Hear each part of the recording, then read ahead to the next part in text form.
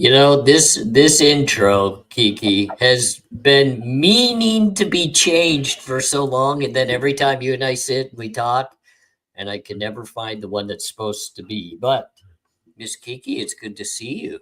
It's good to see you too. I like the one you did like 2 live streams ago with like the hip hop kind of beat to it. It was really good. But I like that one too.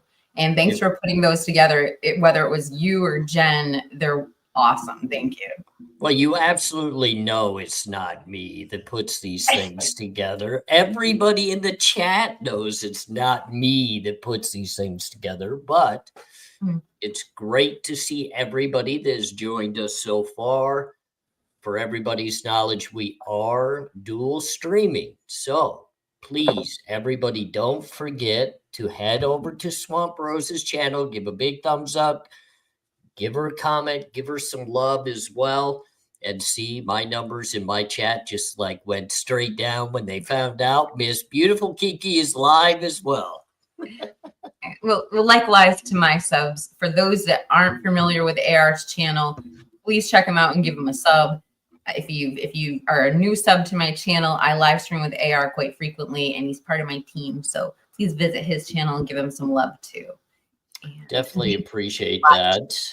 Kiki, we do already have questions coming in with Jacob Monster that I am starring, because I do want to get back to those when we get the opportunity, because obviously they've read the thumbnail and I believe they have some ideas of things we'll be discussing. But you have a very key topic that you came ready and prepared for, and I think we need to go with that. That's right. And so I'm really glad you gave me the floor. I think this is a really interesting update, and it hasn't really been circulating. There's a lot of conversations surrounding it. So I'll get right into it. So recently on Reddit, there was a post made, and I'm going to read this post to you and spark some discussion. Actually, before I do that though, I wanted to explain to the audience who exactly Pappa Rodger is, because when I posted about this earlier, a few people in my audience just didn't know the story. So just to backtrack a little bit, on November 29th of 2022, when there was still the suspect for this crime at 1122 King Road home was still at large, there was a Facebook forum where a person by the name of Pappa Rodger began posting. And the first thing is that their post quickly gained friction. It started out as them trying to provoke conversation, but very quickly they said a lot of provocative things. Now, what was really eerie about the post is the very last post was the day that Bryan Kohberger was arrested. Now, another oddity about the account is it became live in March of 2023 for a moment, long enough for the account to be deleted. So people have speculated whether this was law enforcement, whether this could have been the perpetrator. Another huge oddity regarding the Pappa Rodger account is that the profile pic so deeply resembled the suspect. So a lot of people thought, okay, well, this is law enforcement who had prior knowledge of Bryan Kohberger. There's something nefarious going on. They knew about him way before the 29th, and they picked this profile pic. But there are other implications to the profile, which we can get into if we spark conversation. But now that you know who Pappa Rodger is, let's clear up who the internet is saying he is, and then we'll get into the discussion on it. So I'm reading this post from Reddit, which says, and this is posted in the Idaho murders subreddit, and it says, repeating rumors and Pappa Rodger / inside looking. This is a mod announcement that says, we've come to the decision to remove posts and comments speculating about Pappa Rodger and inside looking. Some of us actually spoke directly to the user and can confirm it is not BK. It was a bad internet prank and not worthy of discussion. Please refrain from bringing up the usernames in the posts, comments, and we will be removing any content of this subject. Continued posting may result in a temporary ban. If you have any questions, please use mod mail, because they don't want you to even publicly ask questions about this. So I find this really interesting. We've seen other characters in the IDAHO4 case taken off of Reddit before. So are we seeing something that involved a cease and desist, or are we seeing something that they're just overreacting on Reddit? What do you think, audience? I have a few thoughts of my own, but I want to hear what AR has to say. You know, I remember, Kiki, and I'm sure you followed this case from very early on as well, but I actually started a Facebook group and then started working within the other Facebook groups. And I remember all of this happening on Reddit, and I kind of had to joke around with people because I had no idea even what the heck Reddit was. Like, I had no idea. And people were saying, you got to go read this stuff on Reddit. And I'm just shaking my head back and forth to Reddit. What the daylights are you people even talking about? And then, of course, you know, you've got the 4chan and all of that. And I had literally thought it was all one big thing. I thought 4chan was Reddit, and Reddit was 4chan. But as it started to actually iron itself out, I did actually get into back and forth messaging with the very names Inside Looking and Papa Rodgers. Really? And then fake accounts started coming up after that. So I'm sure many people that have been in and out of the Facebook understand that and know that. I always thought it was law enforcement from the minute they started mingling with me and talking to me, because I still had the same name, A Convict's Thoughts. And I'm thinking, wow, they must be on to me. Maybe they think I'm a suspect, because I sure thought it was law enforcement from get-go, from the very get-go. I can't disagree with you. I can't disagree with you, AR. I thought it was law enforcement too. There were a couple things that made me think, maybe not. But one of the things that really stuck out to me is I knew it probably wasn't whoever committed this crime, because they almost started to, in a way, poke fun at the perpetrator. And one of the things they said was they referenced like erectile dysfunction and stuff like that. And I'm like, well, the perpetrator's not going to say that about himself. You know what I mean? It's not, he's not going to say these frustrations and motivations. It's just probably not. So the other thing I want to say is when you talk about 4chan, that's an interesting subject, because we didn't see warrants for 4chan. So that would lead you to believe that A, it's either law enforcement, or now that we've seen this with Inside Looking and Papa Rodger, could it be that 4chan just was a prank and the police immediately were able to contact this person and 4chan and they're like, shut it down? I don't know. But if that's the truth, 4chan still knew about Pocono Pines, Pennsylvania. And that is, it's just hard to get over, you know what I mean? On that early of a date. It was long before law enforcement knew Bryan Kohberger's name via IGG, allegedly how they got to him. So it's really interesting. See, I always felt, and this was just an inner gut feeling that I had when I started kind of following the 4chan and reading the 4chan, I didn't get the feeling of law enforcement the same way that I did when it came to the Reddit. The 4chan literally felt as though it was people that were giving real and valuable information, possibly pointing the finger at somebody without actually going at their name. But if you remember, I mean, Inside Looking and Papa Rodger was coinciding with that same, what was it, Jocko 78 or Jocko 1978 that had the weird videos that were coming out in regards to the case very early on as well. So there has been a lot of craziness when it comes to these things. In this case, far different than many other cases. Far different. Yeah, it's unreal. I mean, so there were quite a few thoughts on this from my viewers earlier, and some of them are my mods and researchers, and they're just really interesting. So I'm going to read a couple of them. The first one is from Wakanyan Tonka, one of my managing mods, and he says, I'll say it again. Papa Rodgers was/is, and this is speculation, by the way, folks, Doug Wilson, and Inside Looking was/is, speculation, folks, again, Nathan Rosendale.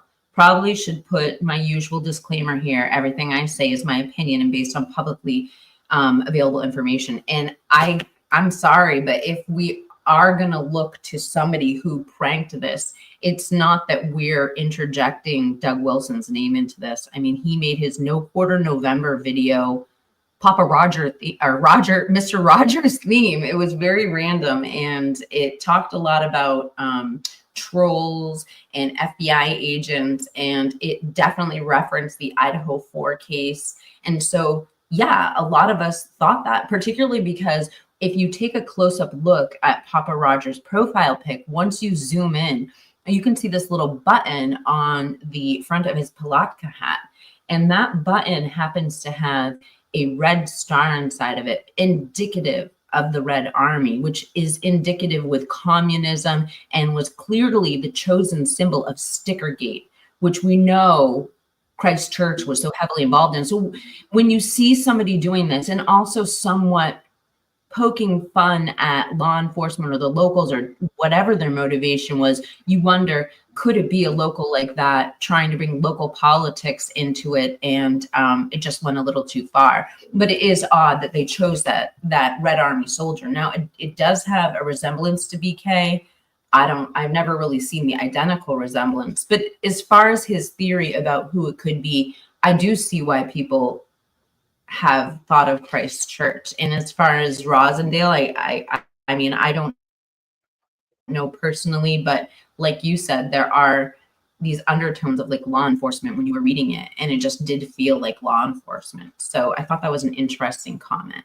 I mean, the more that I kind of listen to you, and then you're discussing the Christ Church, as I sit back and I listen and I kind of just put that thought through my mind, I could see Doug Wilson in the Christ Church trying to get a little bit of payback, maybe stirring the pot a little bit in this case, creating a little bit of chaos and havoc for law enforcement and their investigation, all due to the Stickergate situation.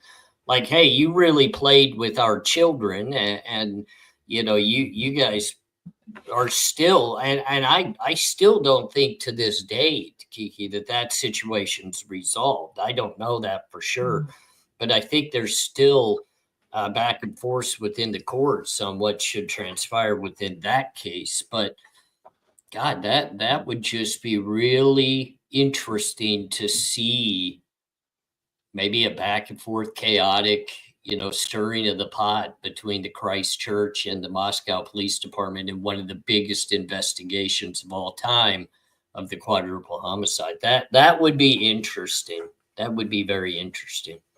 Absolutely. And I mean, look, the dynamic is there. We're talking about a red state with a very, very blue county. And the largest tax bases in this town, this is all based on public knowledge, and this is all my opinion, speculation, but the largest tax bases in this little city of Moscow appear to be the University of Idaho and the Christ Church and their real estate. And, and so you've got these two large groups. Of course, the U of I is much larger. I'm assuming, maybe I'm wrong, but the power dichotomy is there because you have one. Politics is so dividing, and politics makes people so passionate. And when you have two people on such stark ends of the political spectrum, and then it comes to making local politics and law, it's like a perfect storm for bullshit like this, right? I mean, is it me? I just feel like, yes, that's what happens, and I don't know. That would probably be the best summation of the best way of saying that. I like it. It is literally the complete bullshit. And, it's funny because I know you probably, as a content creator, very early on were getting mass emails, mass discussions coming through regards to the Christ Church and the possible involvement that it had even in the Idaho 4 case. And for a very long time, I was very dismissive and almost angry to a point that it kept flowing into my email. Like, I did not want to listen to it. I did not want to hear it. But at the end of the day, I could understand why now it potentially was happening. This was a chaotic time in the area. And I believe the Christ Church and many involved within that could even stir the pot more. And I think they did. And Reddit, now that I've gotten to understand Reddit a little bit better, and I kind of see they are more of a professional, to the point that if they see something like this happening, they're going to make a statement like this. They're going to pull stuff down. They're going to block things, because this is where I even see a lot of like reviews of major hotels and things of that nature go onto Reddit. So they're trying to keep that platform a little more protected and safe. But I mean, it's been done already. It's already been said. This is already out there. And now, here they are quickly trying to wipe that slate clean. Well, I believe, and I never saw a post like this, but from just looking at observationally, it appeared that this same thing happened with Dylan. And I believe probably something like this circulated, but you could see Dylan for a long time before this newly released transcripts. Dylan's name basically got wiped off Reddit too, in the same fashion, in a way.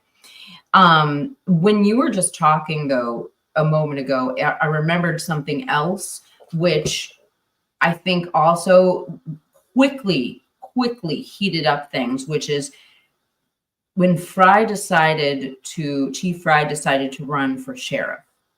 And in that scenario, and again, this is my speculation, just my opinion, it seemed like things got more volatile politically during that. And what happened was, it appeared, and again, I might make mistakes, I'm going off memory. It appeared that Fry ran for sheriff, but he didn't primary. So he was like a Republican, but he didn't primary against the Republican who was already in office. He was just, trying to get elected on notoriety. And that tends to stir the pot in politics, because you're like, okay, dude, you're siphoning. That's how people look at it. I don't look at it that way. I think that, you should vote for whoever you want. It should be as free as you want. But the fact is when you have a party system and one person deviates from that party, it sort of siphon votes off of the other person. So it created this climate where people were really attacking Fry. And if you read The Statesman during this election campaign, the critical arguments from the red side of this table towards Fry all had to do with this investigation. And the things that they cited were this. They cited what happened with that shelter and release when it was released 3 hours later, and you did not explain that to us. That was a huge grievance apparently with the community, or at least what they brought up in The Statesman. The second argument they brought up was that there wasn't a press conference for 3 days.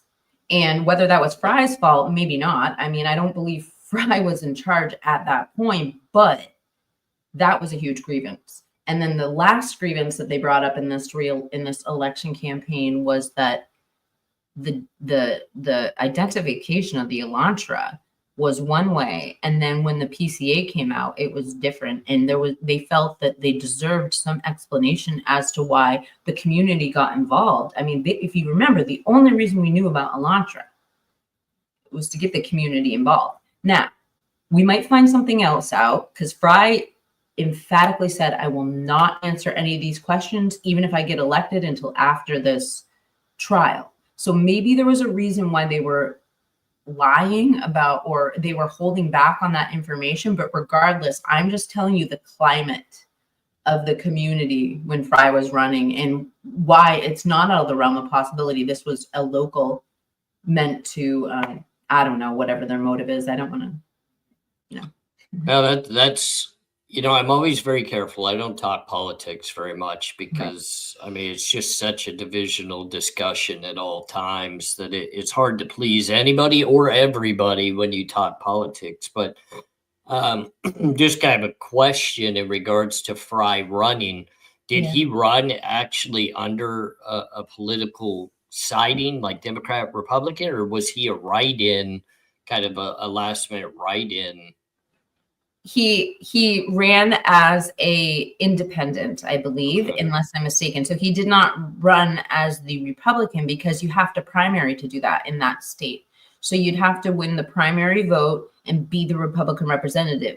So the person who got elected actually got the primary vote. But the big concern was, okay, in such a blue county, and we've got this other sheriff running who's blue, you're coming in and making it harder for the, you know what I mean? However, if it were me and I wanted to get into politics, I don't know, you know, of course I might have a different ethical view on this if I were in those shoes, but you run when your like notoriety is the highest. So I can see where he would have chose this time, whether you agree with it or not.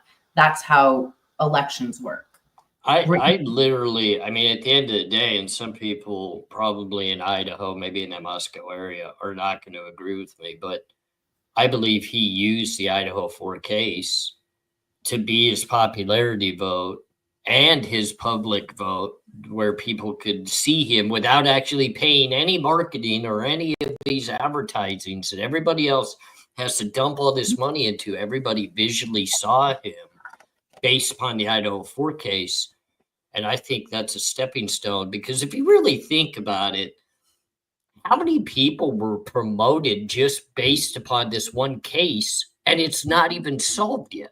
We don't even have a conviction, yet we have promotion after promotion, including Payne, who literally within 24 hours of this investigation beginning, all of a sudden becomes the lead investigator, and he's never led any investigation before in his lifetime. I mean, that's a pawn job, in my opinion. That's a pawn. You're going to be called the lead investigator. You're our pawn. And now he's paying the price in court. But yeah, that's just kind of sickening to think about. That's a whole nother political discussion, is how Fry most likely utilized the deaths of these 4 young college students to possibly run as a politician and become a sheriff. I mean, that's sickening. Well, I think you touched on 2 different issues there, and I might have misheard you. I got kind of distracted in the chat. But are you saying when they chose Corporal Payne with his lack of experience to be the lead investigator in this case? Did I hear you right when you just said that? Because I think that's something a lot of people agree with you on. And furthermore, if that's the case, it kind of feels like Payne is playing the role. And again, you guys, all speculation. We're just speculating here. But, you know, kind of like dumb as a fox, right? Like on the stand, I do not recall. I relied on people more experienced than me. And you know, and then we see his extensive careers, military police, and having so much education. I mean, education doesn't necessarily make you smart or a critical thinker. It's just you know, it could be just memorizing things. But the point is that to say that he doesn't have, you know, the experience or knowledge is kind of contradictory. But when you say it like that, is he playing the role? And, you know, for what it's worth, it's frustrating. It doesn't seem right when we hear him not answering questions. And I don't believe with just saying, I don't remember, if that's not the truth. But that's called evading questions, and politicians do it all the time. So I understand what he's doing up there, but is it real? Or are we watching an act? I don't know. Payne is not a lead investigator. He doesn't have the demeanor of one. And I'm not talking about height, ladies and gentlemen. Like, I could care less about someone's height or their weight or some of that nature. His demeanor is, he doesn't have the take charge, put my feet in the ground, stand up and make a bold statement that he, even as a lead investigator, remembers anything about the case. I mean, when I sit there and I watch this supposed lead investigator on the stand, I don't remember. I do not recall. Why did I not have a lead investigator of that caliber, you know, researching and investigating my cases? I'm upset. Like, I'm upset. You know, I had the experienced people that had been around the block, but even more so, I had the investigators. Well, let's just say it the way it is. They had a spine.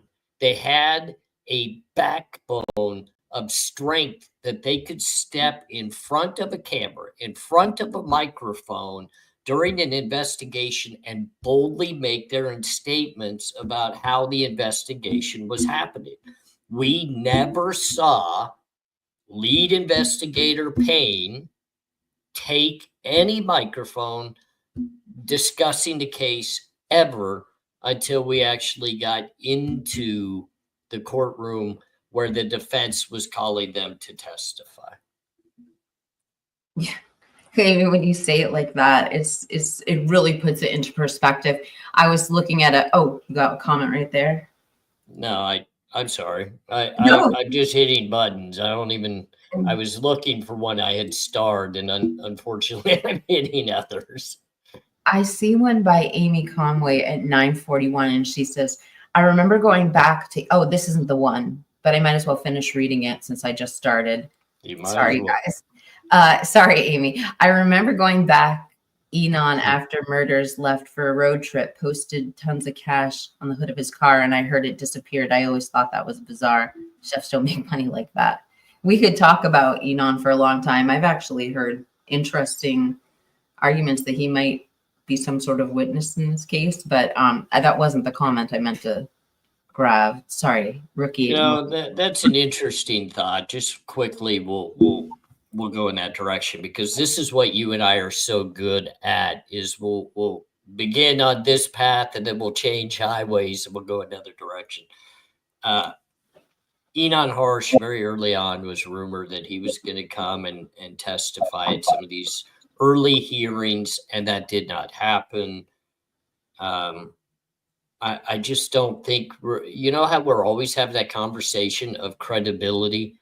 The creditable witness that you would want to come that could make a difference in truth and bring transparency to this case. I just don't feel like Enon could ever do that for either side. He couldn't do it for either side. Even if the defense wanted to call him with the testimony that he potentially saw the dark colored black SUV at a certain, I just don't think it's credible. I don't think that will ever happen.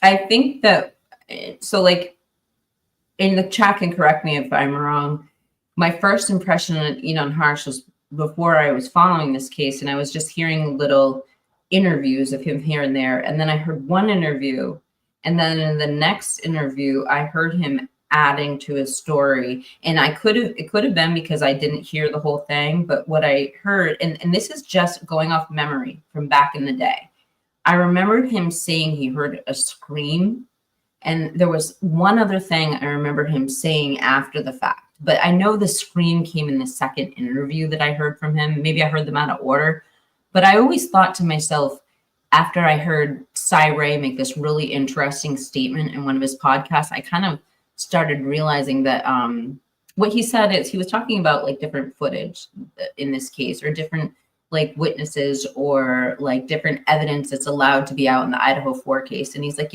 oftentimes that's not actual evidence that will be at trial, because sometimes the judge won't allow things like that to disseminate or to circulate because it can influence witnesses. Like, for example, an Enon Harsh could hear, oh, okay, there was like screams at that time. And so his mind might, it could put an impression in your mind. You might think back. It influences witnesses is the point. So I don't know, but it's interesting. And he was so close, and it's a possibility. And we know there are protected names, and we know that he had an eye shot, not only an ear shot, to the 1122 King Road home. So nothing is out of the realm of possibilities when it comes to him as possible witness. I mean, I agree with you. And I expect when this trial comes around, if this was appropriately investigated, we should have various people from around that home that are going to testify, including the 1112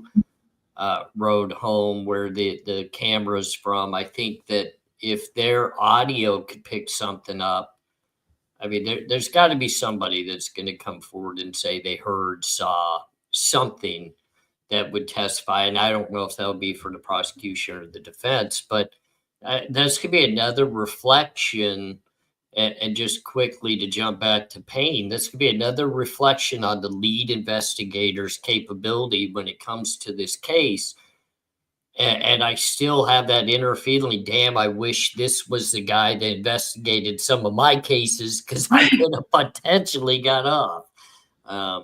So Mikey's saying he saw the Elantra too. Have you heard that, AR? That I have not heard, no. But the thing about it, I think you and I can both agree that so much comes across the table so often that maybe sometimes we do hear something, but don't put it into our brains until we hear it again, or maybe somebody else reiterate that, so that we maybe put two and two together and think it's a part of this. I don't know, like, Kiki, how it goes for you, but I get hundreds of emails a day. I get, and I try to go through as many as I can because I think it's a good way to try to formulate thoughts to build into what we believe is true or not true. And it would be the same thing equivalently as an investigation that has a hotline or a tip line calling in. So it's interesting. It's interesting to think about that he could have potentially seen a white Elantra when all I've heard is he saw a dark SUV with, I believe, Arizona or other states' plates. Yeah, and I wonder back to I think back to the Cowboys too. I think that they had the dark SUV. I don't know why I'm saying that. Well, they came in a minivan. They were in a minivan. It was a dark minivan. They showed up in the middle of the night wearing their cowboy hats, quickly ran in, and then as people were trying to do some interviews with them as they were leaving the house with their totes. And when I say totes, it's more like briefcases, whatever, they were carrying with them. They had no interest in talking to anybody about anything. So, yeah. And it looked like they had taken things from the scene. I mean, we've really examined those cowboy photos in my Discord. And I think we kind of are to the conclusion it was a flashlight in his pocket. I don't remember. But yeah, I know why everyone has concern. It was good to know that the crime scene definitely had people signing in and signing out of it. So we know who entered the crime scene and everything like that. So nobody stopped and said, "Sir, is that a flashlight in your pocket?" Or, no, I'm sorry, that was horrible. Was coming. That was horrible. I got to just contain myself. It's okay. I set myself up. I did want to say, Chris, the comment that I was looking for before, in pertaining to when we were talking about local politics and Corporal Payne being the lead investigator, there's a comment by Christine T at 9:41, and she says, "I don't think they wanted anyone with prior knowledge to hold that position. If they had knowledge, they may question their moves." And I think that goes, like you said, you wish you had an investigator like that. Yeah, but yeah, right here. Just like Paul C says, if Payne was involved in your cases, you would be called the squeaky clean convict's thoughts. Yeah. Now, the great thing about it, Paul, and I'll just be straightforward. If he had been the lead investigator of my actual cases, I probably would be called like the altar boy or the Pope's, right-hand man, because literally some of the cases I was involved with had just unreal good investigators and people that they knew exactly what they were doing. They knew how to conduct not only the investigation, but the interviews, the just everything that by the time they had me sitting in that interrogation room, I knew I was done in. Like, I knew it was over, but I was just trying to find any way to get it to trial. And I don't believe that Bryan Kohberger or Ann Taylor or Massoff at this point can look at the investigation or those who conducted it and say, yeah, we feel really like we're at a disadvantage here. I think they got us pinned, because that's not the way they're acting right now. No. And I also I think about when we hear the mainstream media really changing the narrative and saying that there's a lot of slam dunk evidence they've just seen. I do think back to the fact that back at the beginning of this, when Ann Taylor put her hands on Bryan Kohberger's shoulder, along with masks off, and they said, "Your Honor, our client is innocent." They knew all of this info back then. Like this wasn't just really, I mean, there's a little bit of things that we've heard, like they just found out in December how they got to Bryan Kohberger. So we know that they haven't seen all of the federal grand jury subpoenas because in these new documents, they let us know they inadvertently gave one of these subpoenas to Bryan. So, I mean, yes, there is stuff they didn't know, but for the most part, it sounds like they knew this evidence back when they put their hands on Bryan Kohberger's shoulder and said, "Your Honor, our client is innocent." So it's going to be the trial of the century, I feel. Yeah, it's going to be huge. Real quick to answer Paul C. Do I think Stacey Chapman will also be called to the stand? For her, the 2 a.m. was the darkest hour comment. No, she couldn't testify to anything outside of hearsay.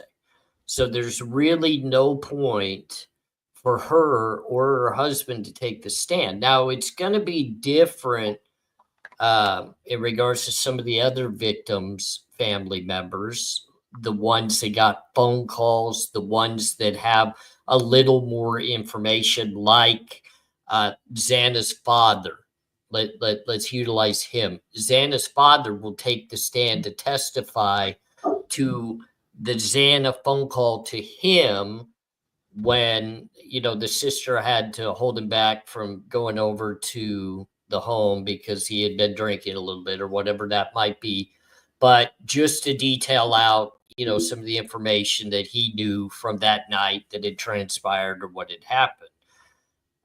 The Gonzalez family most likely will, I don't know, I think that they will, because they say they received a phone call from a frantic individual claiming their daughter life had been taken in a certain way, but I don't even think that applies to the case. So most likely not. Bethany Funk's parents should absolutely have to testify at trial. They were called via Bethany at 7:30 in the morning before 911 was called. Will they be? I don't know. Should they be? Absolutely. I know in my cases they would have been. No doubt about it. In this case, maybe they just do dispositions and the defense is okay with that and just bypasses them have to testify. But I feel like they should have to, because I still, and look, and Kiki, you and I have talked about these types of things all the time. We're very careful and we're very caring of everybody involved in this case, including the survivors, including the victims' families. We're compassionate to everything that they're possibly going through. But I still, in my mind, for some reason, want to know what were Bethany and Dylan's emotional, capabilities before 911 were called. What were their feelings being expressed? What was their conversations with family? And I'm not blaming them for anything, but I want to know state of mind. I want to know, where's your mind at? Were you really truly scared? Was there really truly something maybe you shared with them about what you saw that they could relay more of than a young individual that maybe was intoxicated and had drank a little too much? But I don't know, Kiki, that's just my thoughts. So let me shut up, and I would love to know yours. Okay, so before I get started, I'm going to forewarn all of our viewers in the chat. I'm going to go through 1, 2, 3, 4 points. And when I get to the fourth one, and I'm not going to answer the question, I'm going to toss it to AR. He's going to blow your minds. If he answers the question, if he tells you what he's told me. So let's go. So the first thing is as far as the parents coming in to testify, I do think there's a possibility that we could have the G's come in to at least talk about Jack, because we did see I think it was like the forensic downloads of his phone were like taken out. So I'm wondering if he would come into, if there is an alternative suspect theory coming, or any questions about Jack, the phone calls to Jack. He did see Jack that morning and examine him. So I was thinking that also they had contact with the DoorDash driver, or if there's some sort of controversy when it comes to the collection of the footage or the authentication of the footage. I believe Olivia did have some sort of contact initially. Who knows? Maybe there is some sort of, maybe there's some sort of alternative suspect that who knows? But I do think that there's possibility that the G's in those two terms could come in. Dylan's father might actually, I think, possibly be called for a witness too. You mentioned Bethany's father. Dylan's father was called as well. The one thing when it comes to Dylan, like of all the, there's obviously so many questions I want answered, but the one thing that I keep harping on that I feel is like the one thing of all the things out of place is the 10:30 phone call to Kaylee with no answer. And then the 911 call literally like an hour and 45 minutes later. Like that non-answer bothers me. There's something about that phone call that went unanswered after all this commotion all day, and then another hour and a half before the 911. There's just something about that's the one questions. Like I'm wondering as a defense attorney, what in her and Taylor's mind she would want to do or ask with that. I don't even know if it might be a nothing burger. I don't know.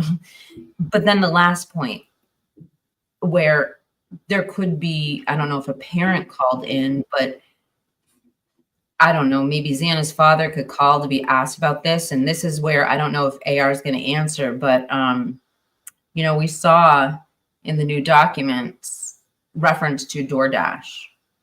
And at first we thought it was the MM initial, but then people were saying it was ED. AR, do you have something you want to tell us about the DoorDash driver?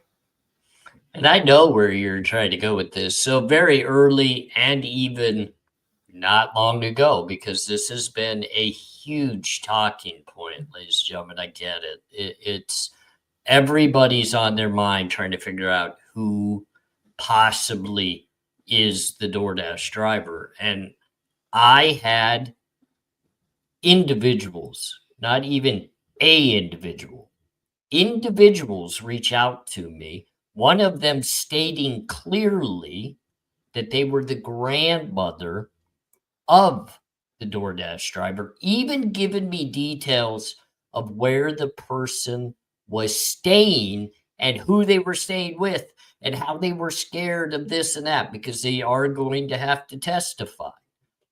I'm going to give what I know, which isn't confirmed. I've never shaken the person's hand. It's not a male. The DoorDash driver is not a male. I don't know why everybody keeps clamoring around that it has to be a male. It doesn't have to be a male. And from those that have reached out to me, and look, ladies and gentlemen, I like everybody else to do due diligence, whatever the word is, in trying to figure things out before I speak upon them. And if I don't figure them out or don't feel comfortable with them, I don't speak about it. But this is a conversation that I think is important.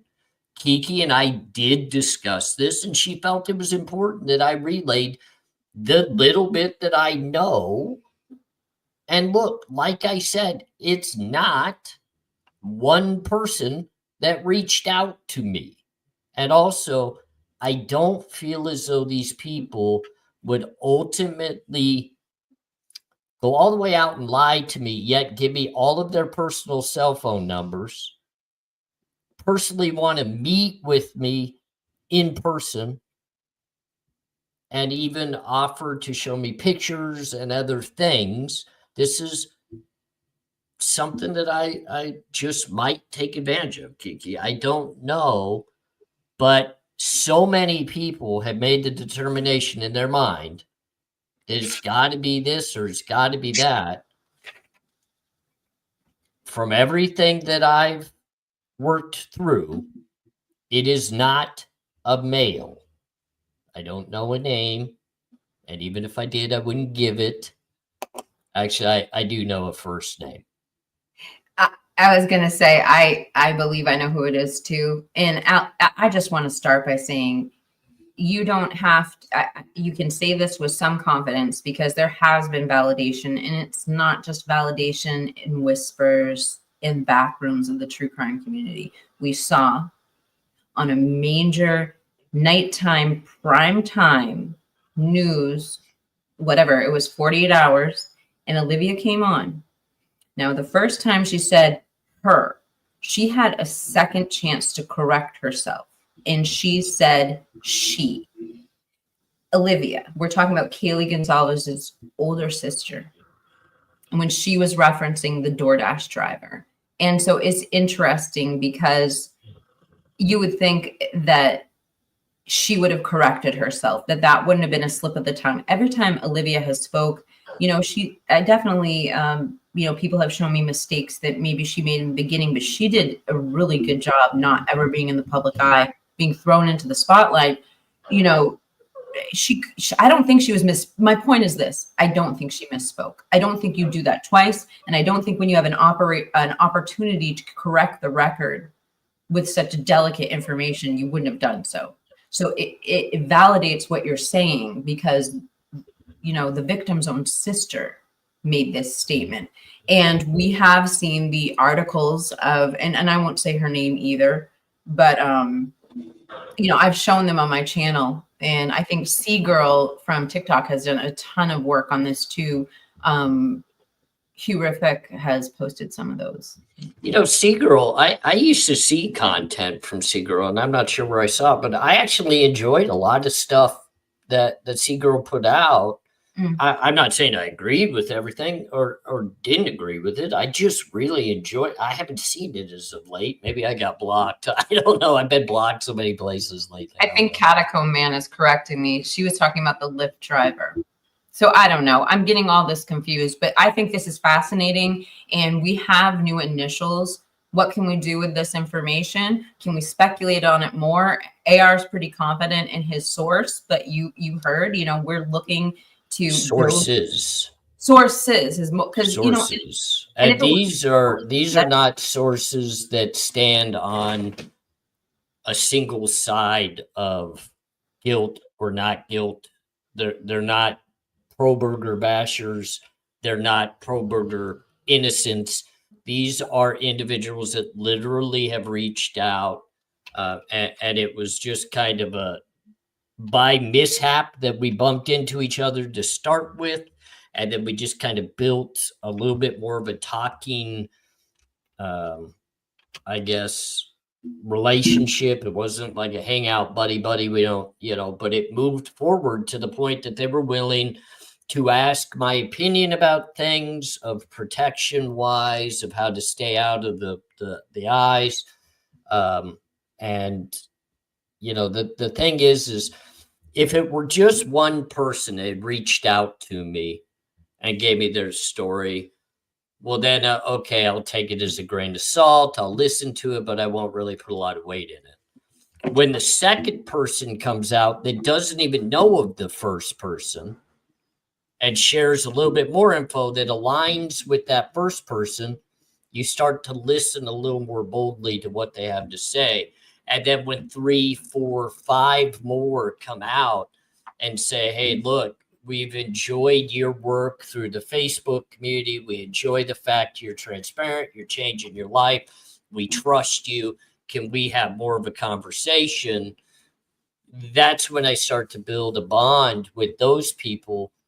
And then I listen to others like the Gonzalez very early on making their statements. And I like many others, kind of hit that record button. Kiki, you do it too in our minds. When we hear something, we hit that record button, and then we start comparing it to other things that we've heard that are similar to see if they line up like a puzzle would.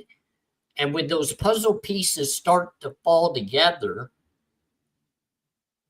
I don't feel as though I need to go running with that story like many others do with the Eric Gower or these other things.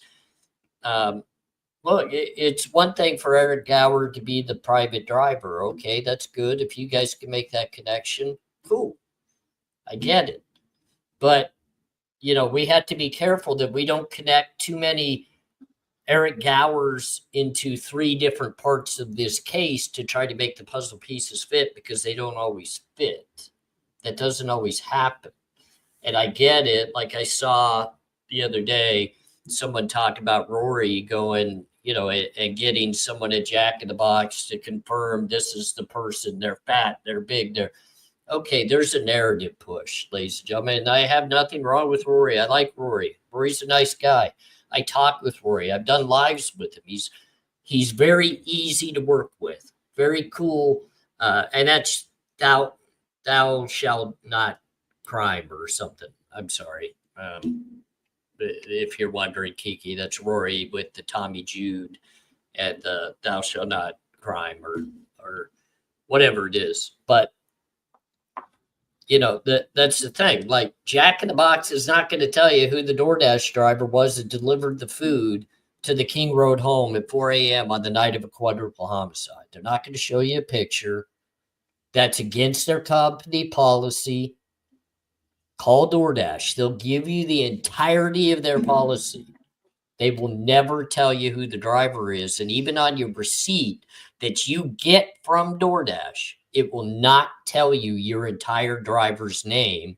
It could have initials on it. It could have their first name on it. They will not give you the last name. They won't give you the married name. None of that, because they have to protect their drivers. They have to protect them. Okay. Sorry. Rambling on. Okay, so the first thing. So I want to go into your source with the DoorDash, but the first thing I want to do is just say something to Rory. Thou shalt not kill true crime. And that's it. Thank you. Yeah, and I haven't been on panel with Rory before, but I do know his channel and I'm very familiar with it. I will just say, you know, as far as like reporting on the DoorDash, you know, we are all, I know I go digging for information, and honestly, I tell people I'm a YouTube creator, and it's really hard to disseminate or to discern that information. People treat you like toys. And, you know, I know he was just trying to get the best info he can. We're not, you know, I just wanted to back up for a second because I didn't want it to sound like there's nothing I have against Rory whatsoever. He was out doing his due diligence, trying to get information very early on in this case. He was working his butt off. He had the guts to go directly to where the DoorDash was possibly bought from. I have no issue with that. He brought the information to light that was shared with him, and that falls on Jack in the Box's shoulders. It falls on that individual with Jack in the Box's shoulders, not Rory. Rory showcased exactly what that person said. Rory did nothing wrong. I'm just saying we just have to be careful. We just I am under, you know, getting information, and you know, that's an official statement from an employee. Like, of course you would present that to your audience. That's good info. So, but back to what you were saying about your DoorDash driver info, I just want to back you up because I happen to know some of the rules of engagement when it comes to journalism. And if you're going to use an anonymous source, like say you were the New York Times, you know, the paper of record, and you wanted to use an anonymous source, 3 people is enough. That's the standard. And you have 3 to 5. So to me, the story you're telling me, as long as you did your best to verify these, you know, the information they give you, that's good enough to be an anonymous source if you were running a newspaper. So as long as we're doing our due diligence and being responsible about the sourcing, I think that's a very valid source. I can also state that I took the name shared with me in private and researched to know the job history of that individual and the fact that they have numerous driving jobs. I Okay. didn't just stop at one place. This person has licensing to drive for other companies as well. And at that, I'll leave it at that. But I did do due diligence. And as you can see, I'm not the type of individual that would take what has been said to me in private and come running out here to try to make some money on it. There's no point in doing that for me. There's no clickbait. There's nothing of that. That is that person's private information that loved ones were willing to share with me. And I should respect that. Yeah. Well, this is really exciting. You got a big crowd. Let me tell you, Kiki, you're rocking it tonight. You're Oh, rocking it. well, thank you so much for everybody coming out. It's so nice to have a large audience. We can totally feel the energy when everybody's asking questions and interacting in the chat. So I just couldn't thank you enough for watching. And to all of our viewers, even if you aren't commenting, we just really appreciate you. We know you could be anywhere tonight, so we just appreciate you clicked on this live stream. Thank you. And I real quick, I'm going to put this up real quick. I know it's a little bit outside of the discussion that we're having, and we are going to move towards here soon, ladies and gentlemen. Obviously, the multiple weapon and things of that nature. We do have that planned for later. I just want everybody to know I am excited to be on panel with Kiki tonight when she approached me with talking points and very good information to discuss. It always makes it easier for me because, as many of you know, I'm not always up to date. I'm not the one that gets on every day. I don't do all the content. The research has been a little lacking lately. So I'm very appreciative, Kiki, and I'm always happy to be on panel with you as a team. And really, the only reason why I am here on panel tonight, ladies and gentlemen, is Kiki reaching out to me with the talking points and with the strength of the show. So thank you, Kiki, for that very, very, very much. Thank you. Do we realize, you and I, none of the guilters play any of the activity out front of the house that night? They don't follow Farley. I'm not going to read the rest of that. I'm going to respect, the statement being made in regards to how Farley could potentially play a role in this case. I think we've all seen the content in regards to Farley, and I'll give everybody a little bit of an update as well. Farley is still in the penitentiary. He will be being released into drug rehab and therapy here relatively soon. He works the program in the exact same way that Xana's mother, Kara Canoodle, worked hers, and they are working their way through the process of trying to get healthy, trying to get mentally stronger, trying to get back into society on a better platform. So here soon, Farley will be being released. It will be on that path as well. I can't tell you whether he'll survive or not. I don't know, but I definitely hope that he can make some changes in his life as well. Because, ladies and gentlemen, just like my this is a new logo that I created that will go on some of my merchandise behind me. I do support change. I do support moving forward and growth in life, whether it be from somebody that has a criminal background or someone that just has everyday struggles in life. I fully support the movement to move forward in life. So if Farley has the opportunity to do that, then I'm going to fully support him in that as well. So. I mean, I don't really have anything productive to add to the conversation because, I mean, many people who asked me about this know until it's in front of me in court, I just don't follow the gang-related activity for my safety and my channel safety. I'm not your traditional true crimer, and so I just don't have much to add. But what I will say is I know the names and I know the players that you're talking about, and when and if I find that evidence trailing to it in court, particularly when Ann Taylor starts addressing alternative suspects, 100%. Thank you for bringing it up. Those are in our pocket to explore at that time. And Sorry. I, without a doubt, Kiki, without a doubt, know that this trial is going to focus in on alternative perpetrators. There's no doubt in my mind. Nobody's going to convince me differently of that. I'm just very careful of who I'm going to speak upon that I think could be those alternative perpetrators. I think there is. Even if Bryan Kohberger, and ladies and gentlemen, look, I've told everybody, and I stand on my own 2 feet, so Kiki doesn't always have to stand in the same spot I do, but I stand in my own 2 feet, and I damn well have always said, I don't know if Bryan Kohberger did this or not. I stand up for what I feel as though has been a shoddy investigation and a poor presentation of a narrative by mainstream media and everybody abode, pushing everything onto this young man's shoulders as if he's already guilty. And I don't agree with that. But I will make this statement. If Bryan Kohberger at some point is found guilty of this crime, and it comes out at trial that there is more than enough evidence to prove that guilt, you're never going to convince me that this was a single individual crime. There's another player, there's another person involved in some way, whether it be planning, whether it be finalizing, whether it be doing, I don't know.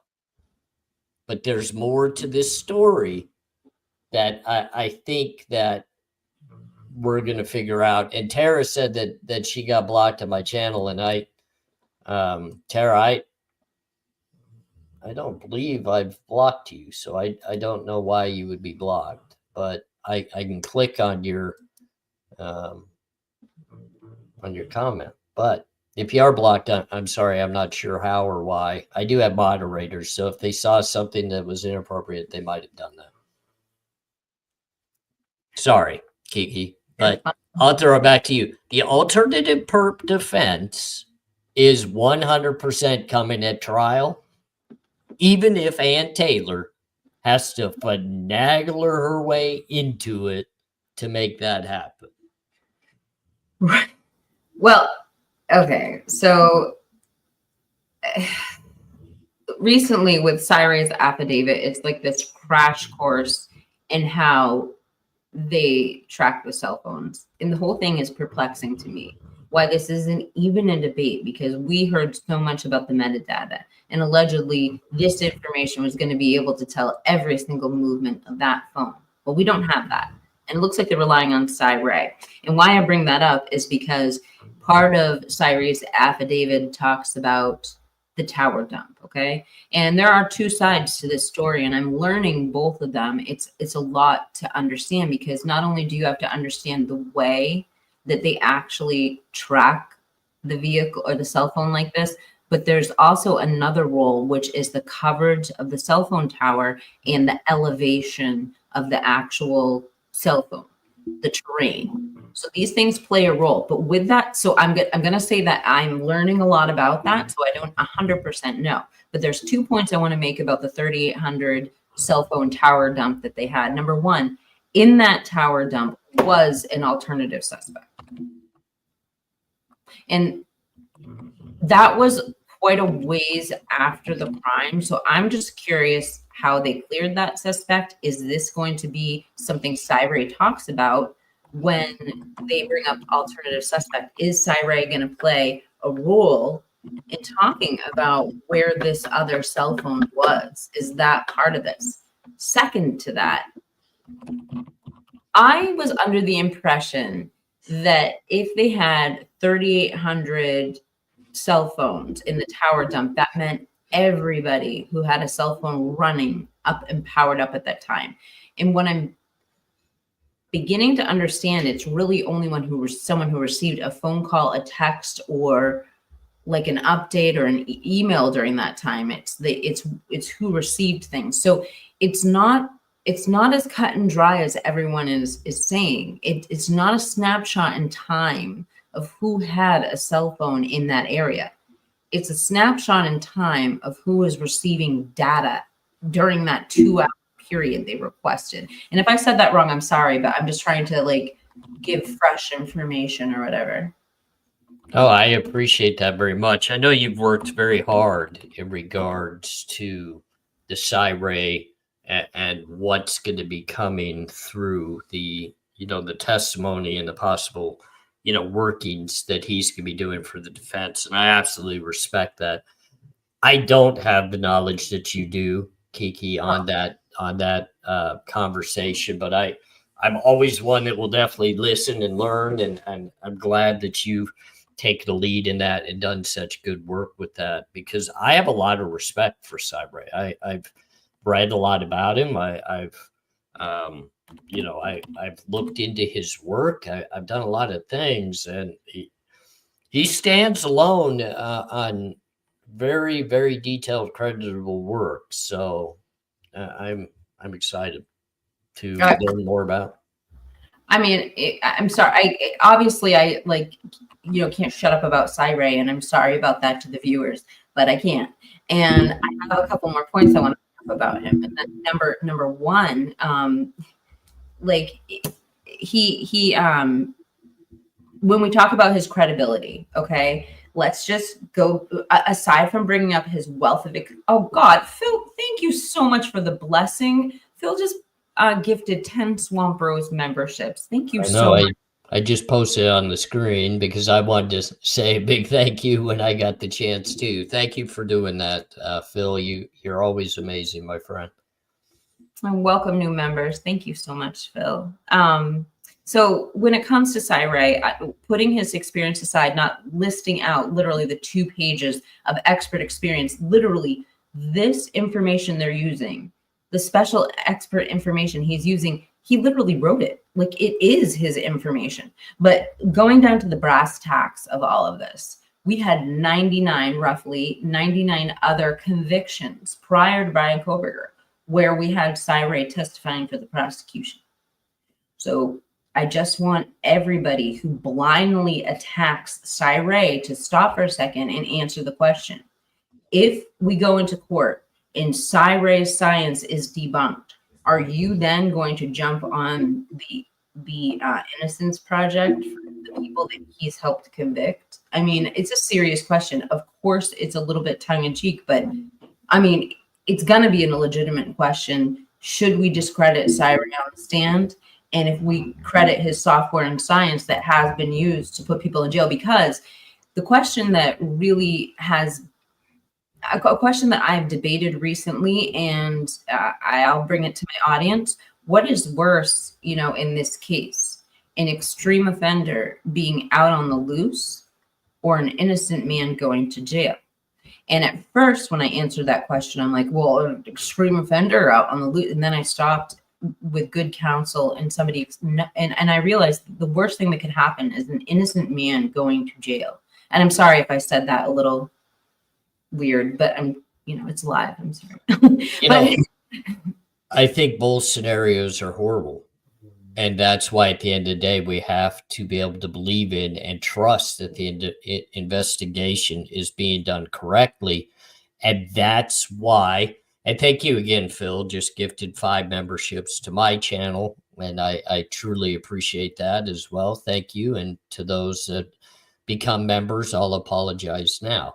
But and that's why Cyre's work and his testimony is going to be so critical, because that is a part of this investigation. Whether people want to believe that or not, that is extremely important, because this could prove, like you said, an innocent man is being falsely judged and portrayed to have committed this crime, which means that we need to still go catch the bad individuals that could potentially have committed this crime. So it's important that we pay attention to this. It's important that we give it the due diligence and we literally hear out what he has to say, because this could showcase where an error was made, and that's necessary. That is necessary.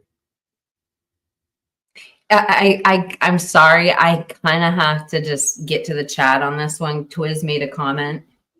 And I have to give Twiz a little credit, because he really started my education on on exactly what side does. Give Twiz a lot of credit, but Twiz says at 1026, he said, if science is junk, then so is balances. That's the funny thing. And I mean, we question that affidavit, like, okay, is this him just trying to come after the prosecution? Or is Cy using this platform, this opportunity, the largest murder case in the entire world, the case of the century? Is he using this to showcase issues with the FBI? Is, of course, the affidavit is meant to support the defense of Bryan Kohberger's innocence, but he's not mincing his words in this. And then back to the other point I was going to make is, could Cy also be trying to say, okay, it's not just that they did this. It's not, we're not saying, maybe, yes, there's the issue with Jennings and talking about the warrant and clearly knowing how the process worked and also knowing the legal process of warranting. But could he be saying that they just, and this is a possibility because, we brought it up earlier when we were talking about 4chan. Did they somehow know Bryan Kohberger's name before the 19th? And is Cy saying they created something without a work product? Because remember, the defense inadvertently got one of those federal grand jury subpoenas, and their initial grievance was like, okay, well, we want these subpoenas to hash out our timeline and figure out how investigators found Bryan Kohberger. So I don't know if it's Cy saying the work product wasn't done and it was a parallel construction afterwards, or if he's just saying there's something more. Like, did they create? I don't know. We can't guess what he's trying to imply, but we are knowing that he's not just calling out. He's not just calling out the prosecution. He is clearly saying that GLDC had a special agent, this Boyd whatever, who was their contact. And they're saying they used GLDC, but it looks like they used this guy instead. And Cy brought receipts. So if I said any of that wrong, I apologize, but it's so much information and we're all just trying to do our best to cover it accurately. I think you explained it extremely well, Kiki. I don't think you have anything to apologize about. You put it in a very easy to understand way. And for those that are like me, look, I'm going to be just right out here. Kiki has done an extreme amount of work in regards to Cy, his background, what he is an expert in, and what he could add to this case and what he could help figure out. I personally don't have that like in-depth of research into this, but what I can say is Cy would not put his entire career and everything that he has going for him now on the line if he didn't feel as though there was something extremely important that needs to get in front of Judge Hippler, be discussed, and be ruled upon. That's the best way that I could put this in the most simplistic way for someone that's like me, that doesn't know about all of the AT&T factors of 7 days, 90 days, who controls all that. I don't know what Cy knows or doesn't know, but what I can tell you is the man is blatantly obvious that he feels as though something needs to be looked at by this judge, and he feels as though it's extremely important to the case. So I believe that's what we need to do. We need to wait and we need to see, and hopefully Judge Hippler gives him that time to be able to do that, because I feel as though Cy has earned the respect for that. I believe his work has earned him that respect. Absolutely. I just want to bring up a couple other points while we're talking about this. Number one, earlier today, I had the pleasure of watching Peter Tragos and his coverage of Cy affidavit. And I'm going to tell you now, Peter Tragos has stood strong during this entire case and said, I will not form an opinion until this trial starts. Do not ask me to evaluate this evidence and determine whether it's enough to form probable cause or guilt. He's like, I know from my experience, there's just no way we have enough information to make a decision like that. that, and he's one of my most trusted, go-to lawyers, but he did an incredible job covering Cyray's affidavit. And he really, his own words were that his reputation superseded him. I mean, that wasn't an exact quote, but he was basically saying his reputation supersedes him. You read down this. So I wanted to tell that to my viewers, because I know you all love lawyer, Peter Tragos too. And the second thing I want to bring up that Tonka had mentioned in the chat is Wakanyan Tonka, is that in Cyray's affidavit, he mentions the 7-day retention period for the AT&T timing advance records. Well, apparently there's a 90-day retention period. So that's bad intel. So I wanted to bring that up. And then the other thing I wanted to bring up is, could it be that Cyray is telling us? And this is where my libertarian, type inclination starts kicking in. When he starts talking about these 3-letter agencies and their methods of obtaining this data. Now, there's 2 reasons why I do believe that we have these agencies, and they should have some sort of power greater than law enforcement. And one of them is national security issues. And when it comes to a national security issue, fine. We understand that they need to have other powers. And the reason why they need to have them is because when it comes to national security, it has to be quicker.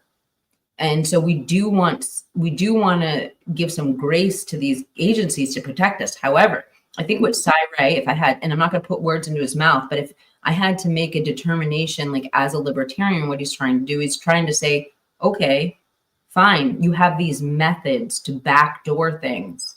But if you're going to use them on an American citizen, a citizen, not a terrorist or, a cartel, you're going to use this on a citizen. Well, you need to show how you're doing this. You can't just bombard an American citizen. We have rights.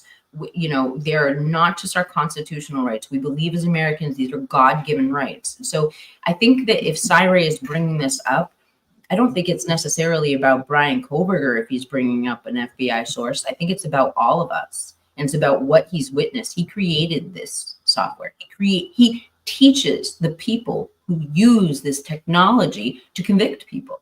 If he's stating a problem and he's the one who started this whole freaking circus, we might want to pay attention. We might want to pay attention.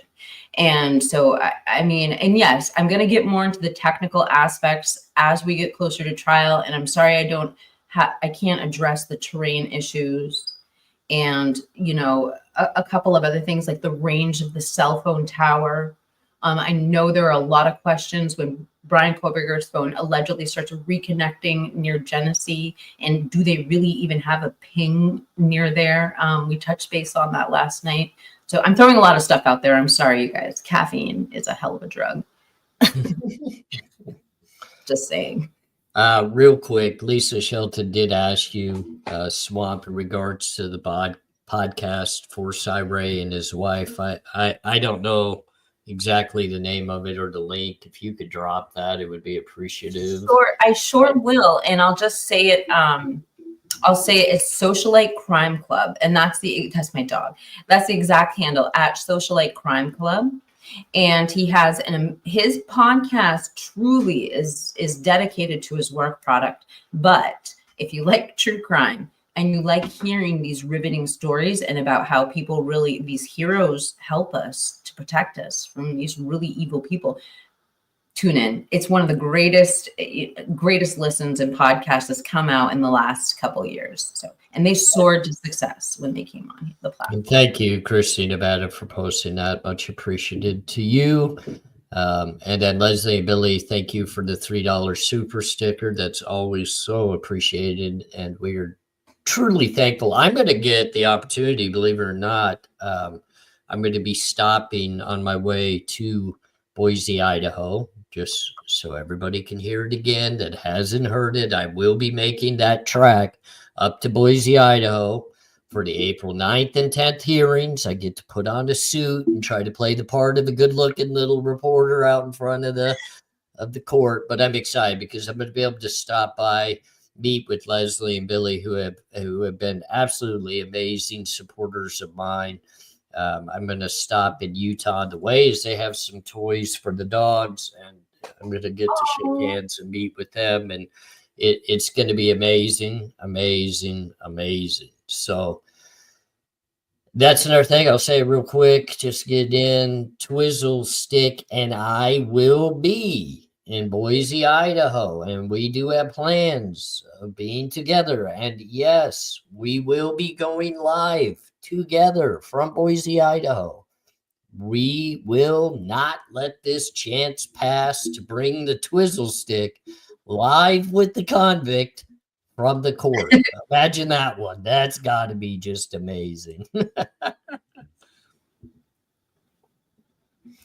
I'm trying to look at a question here. I haven't even looked at it yet. So, well, give your eyes a break. I can read that. It says from Jacob Monster 999. He says, question AR.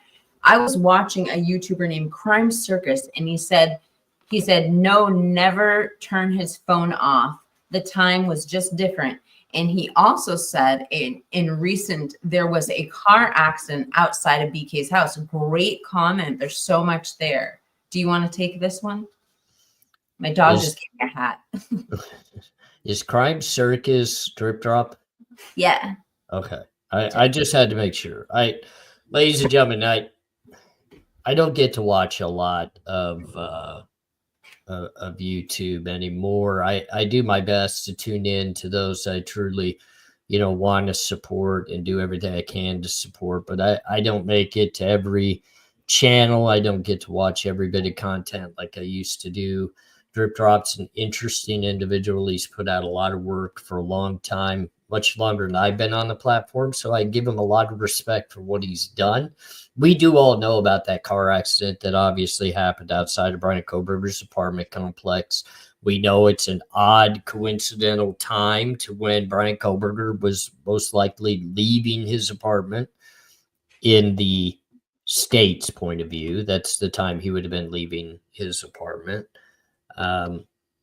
And those are the things, like, I have to defer to Kiki on this because I understand that the state's talking about turning off the phone. And I know that the defense is trying to make a point of a difference of, I believe it's 7 minutes. It could be more time than that. I don't know. I don't think they're, Kiki, are they arguing that he did not turn off his phone, or are they just arguing in a time discrepancy?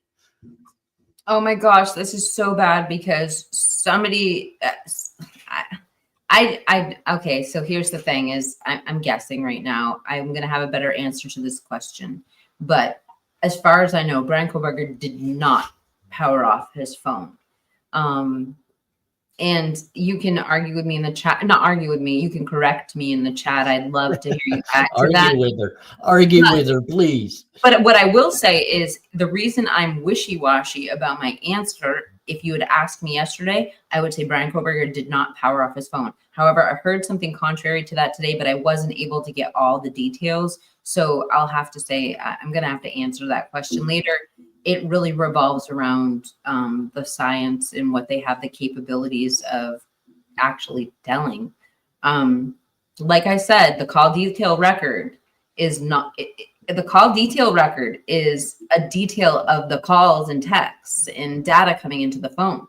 So, I'm not sitting here saying I know for sure Bryan Kohberger's phone was on or off, because the call detail record, I believe, just pertains to whether he got activity on the phone. And could he have just gotten that ping because he started getting service again, not because he powered up his phone? And if I'm saying that wrong, maybe if Twiz is in the chat, I know Twiz will correct me if he's in the chat, but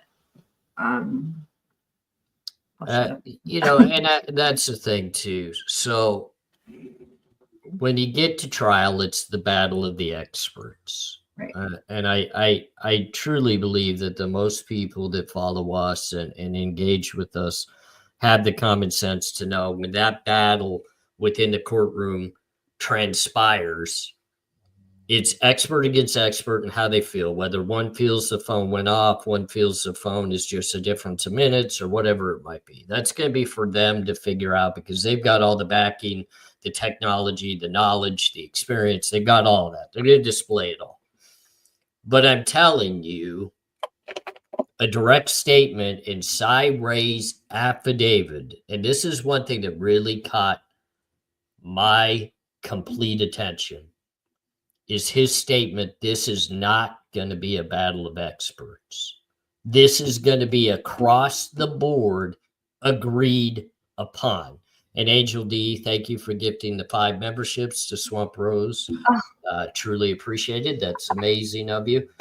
But literally, Kiki, think about that statement. This is not going to come down to a battle of experts. This is going to be agreed upon across the board. That's going to be interesting. Yeah, you know what? Let me read to you from the book of Miss Potts really quickly. When it comes to subject matter expert, okay, these are just a couple of talking points about Cy Ray. Again, this is for Mrs. Potts. Please go join her channel or visit her channel. I'll tell you the channel handle really quickly. It's before I go into the statement, I don't want to take away from her channel. It's Miss Potts 777. And in this post, let me pull it up again. I read this in my live stream earlier or yesterday because I thought it was just so insightful. So she says, special matter experts in the field. So otherwise known from this point forward, SME. So they wouldn't be SMEs in the field if it weren't for Cy Ray's creation of the software, program, and training. Number 2, he literally wrote the code for the software relied on by not only the government, by law enforcement across the country. Law enforcement relies on LexisNexis to assist them in their cases, along with the LexisNexis subject experts. 3, his training program is how they become SME in this field. So he's literally creating the experts. There is no debate. He is the person trained. So if they bring in an expert, they've learned from him. But let me go on because it's impressive to hear. His training program is how they become an SME in this field. Remember a while back when the docs about the equipment and the drive test data possibly malfunctioning during the testing? The data appeared to show either the equipment is malfunctioning or the operator of the equipment didn't enter the data correctly. And now that we know that they mapped over 500K in data points and none was Kohberger's. And I remember when we heard that there was actually on the stand, they were talking about a software update that hadn't been done. And I think that, that's part of the point that Ms. Potts was making. She also goes on to say, well, the equipment used for these the equipment used for these drive tests comes from one place. They are checked before they leave for calibration and accuracy to make sure they are working properly. And her last 2 points are the one used in this case left the manufacturer in proper working order. And by the time it was used by Balance and Kennedy, it appeared to be malfunctioning and going haywire. And the last point was considering they allegedly never mapped any of Bryan's data from June 2022 to December 2022, whose data were they actually mapping then? Which brings us back to the alternative suspect they originally had in the initial tower dump. And is Cy Ray going to testify about this alternative suspect? Yeah, there's so much that goes into this. And when people are talking about this being literally the trial of the century, this is going to go down as one of the biggest trials of all time. And the reason for that is all of these great questions and debates and talking points that are going to be a part of this trial, whether it come down to the technology side of it all, whether it come down to the fact that this is an individual that wanted to be within law enforcement, that literally was a PhD student, changing his life for the better, and now being accused of something like this, to the IGG, to the many people still are arguing the fact that law enforcement and the FBI cut corners and cheated the system and cheated so many people that are literally DNA in a database that was supposed to be no law enforcement access, and yet they found a way to access it. And at the end of the day, they don't even get the respect outside of they're going to be used as a common tip at trial, not even have to explain what they did to get to the point that they did. It's just going to be a common tip. So, everything that I hear, it's a fresh breath air, and it should be for everybody that's watching this case, whether you feel as though Bryan Kohberger is guilty or whether you feel as though it's innocent, that a person of Cy Ray's capability, knowledge, experience is willing to step up to the plate and put all of this in our visuals and put it to the test. Is it done correctly? Was this investigation, when it comes to Bryan Kohberger's cell phone, correct? And that's what's so important about Cy Ray. And like I said, I don't care if you found Bryan Kohberger guilty or whether you think he's innocent. This is important, and people need to pay attention and give more respect to Cy Ray, the work the man has done. Absolutely. I mean, we could trail off onto so many subjects with this. I do want to say we did have a follow-up on an earlier question about Enon, which I'll get to in a second. But you brought up 2 points I just want to touch base on. Yes, I think one of the things that makes this case so mysterious is the actual perpetrator that they ended up arresting. It was such a breathtaking crime. And then with this extreme offender out on the loose for 6 weeks, they end up arresting someone who studies the very extreme offenders that they're accusing him of being. That irony is like unmistakable in this case. You've brought up, recently we see these motions that bring up Bryan Kohberger's developmental disability of autism. And, we've had this conversation before, and I think the chat usually agrees with you that's for mitigating circumstances. They brought that up. But then when it comes to this alternative suspect theory, and we look at the irony of Bryan Kohberger studying extreme offenders and being accused of one, I wonder if they are going with alternative suspect and they do have a knife sheath that they are able to, pin to Bryan Kohberger, they're going to have to say that knife sheath got there somehow. They're going to have to suggest something. So could it, what I'm getting at is by talking about Bryan Kohberger's disorder, developmental disorder, and his challenges socially, could they be painting him as an easy target?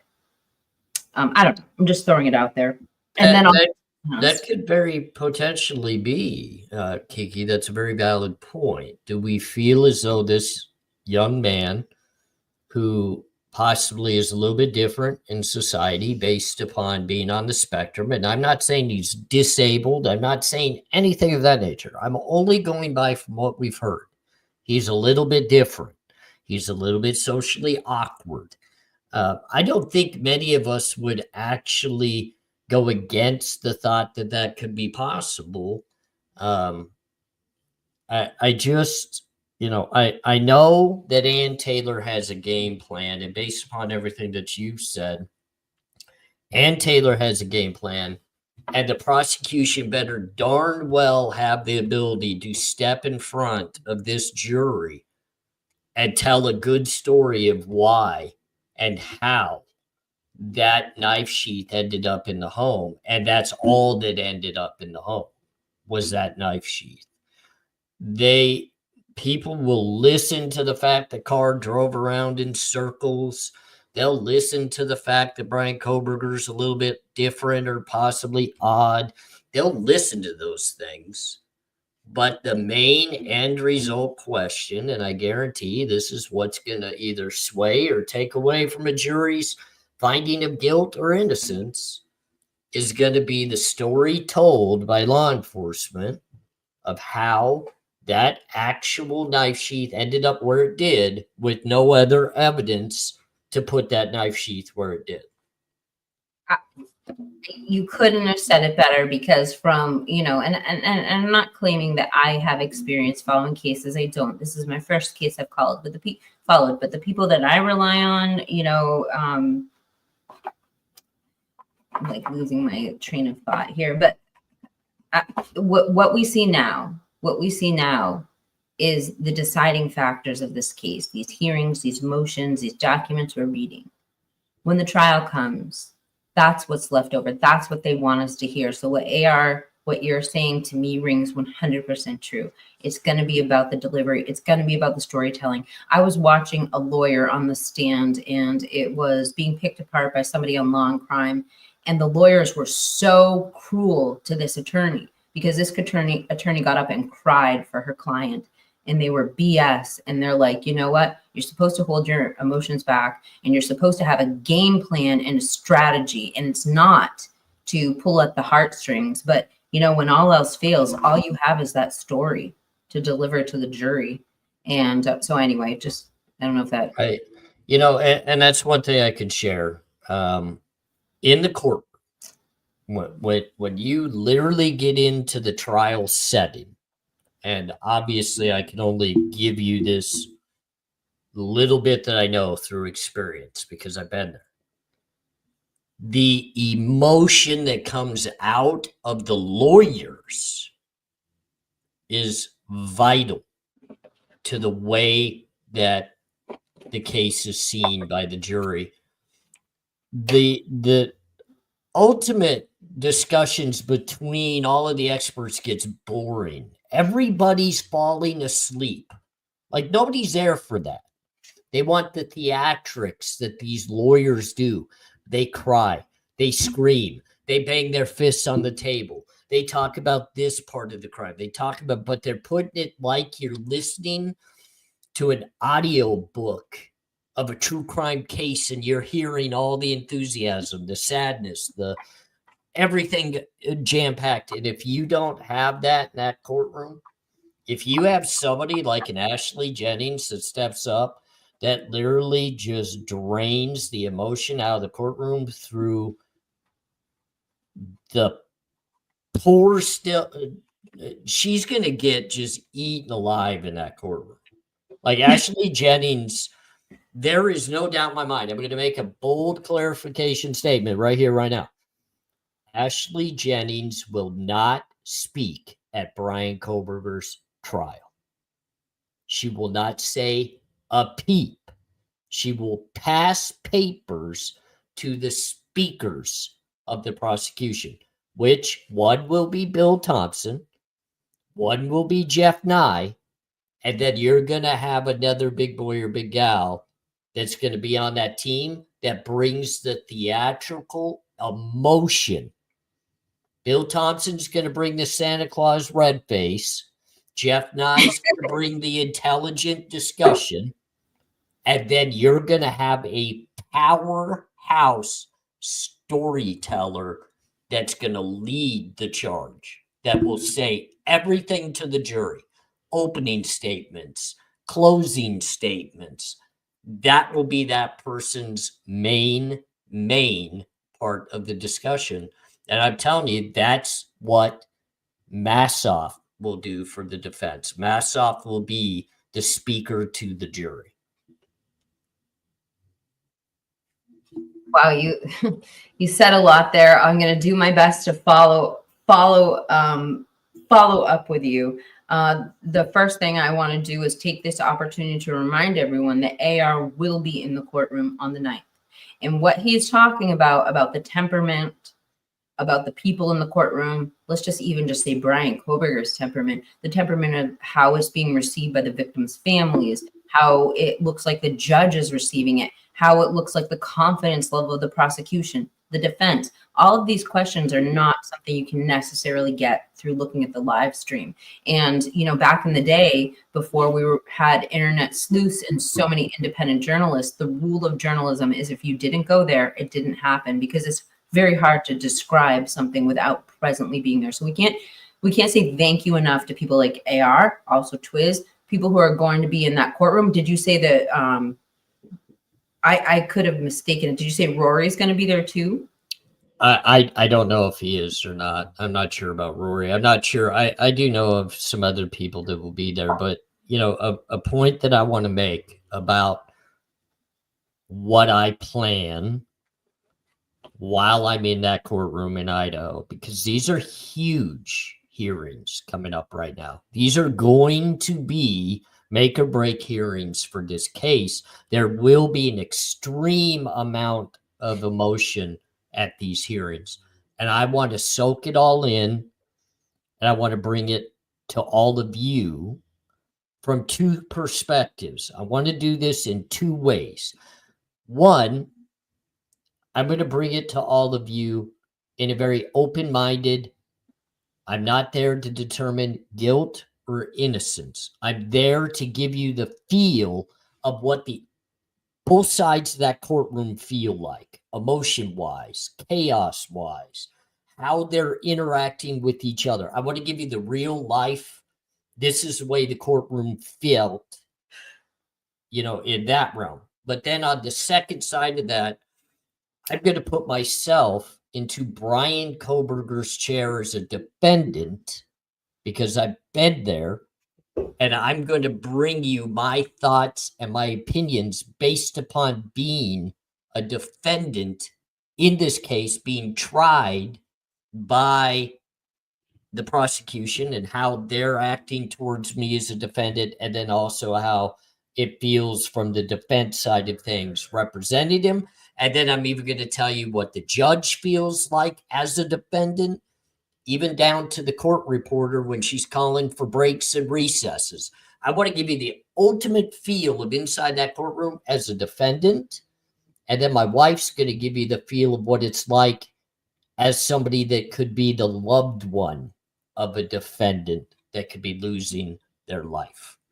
So we have big plans. This is a big ordeal. And the reason why we're there is real. It's to give you guys the feeling of what it's like in that courtroom in real effect, not just fabricated, not made up, real effects.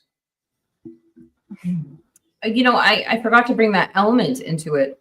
We have Jen who's going to be there. And I think all the ladies watching tonight, all the ladies in the chat are going to agree with me. I mean, everyone's going to agree with me that the female perspective and the male perspective are totally different. And you're so right. She has that prior experience being a loved one and already knowing what she has, that baseline of emotions that she's felt in the courtroom before. And she's going to be a really interesting person to interview regarding how the victims are feeling. And just, she was on that stand behind a defendant before.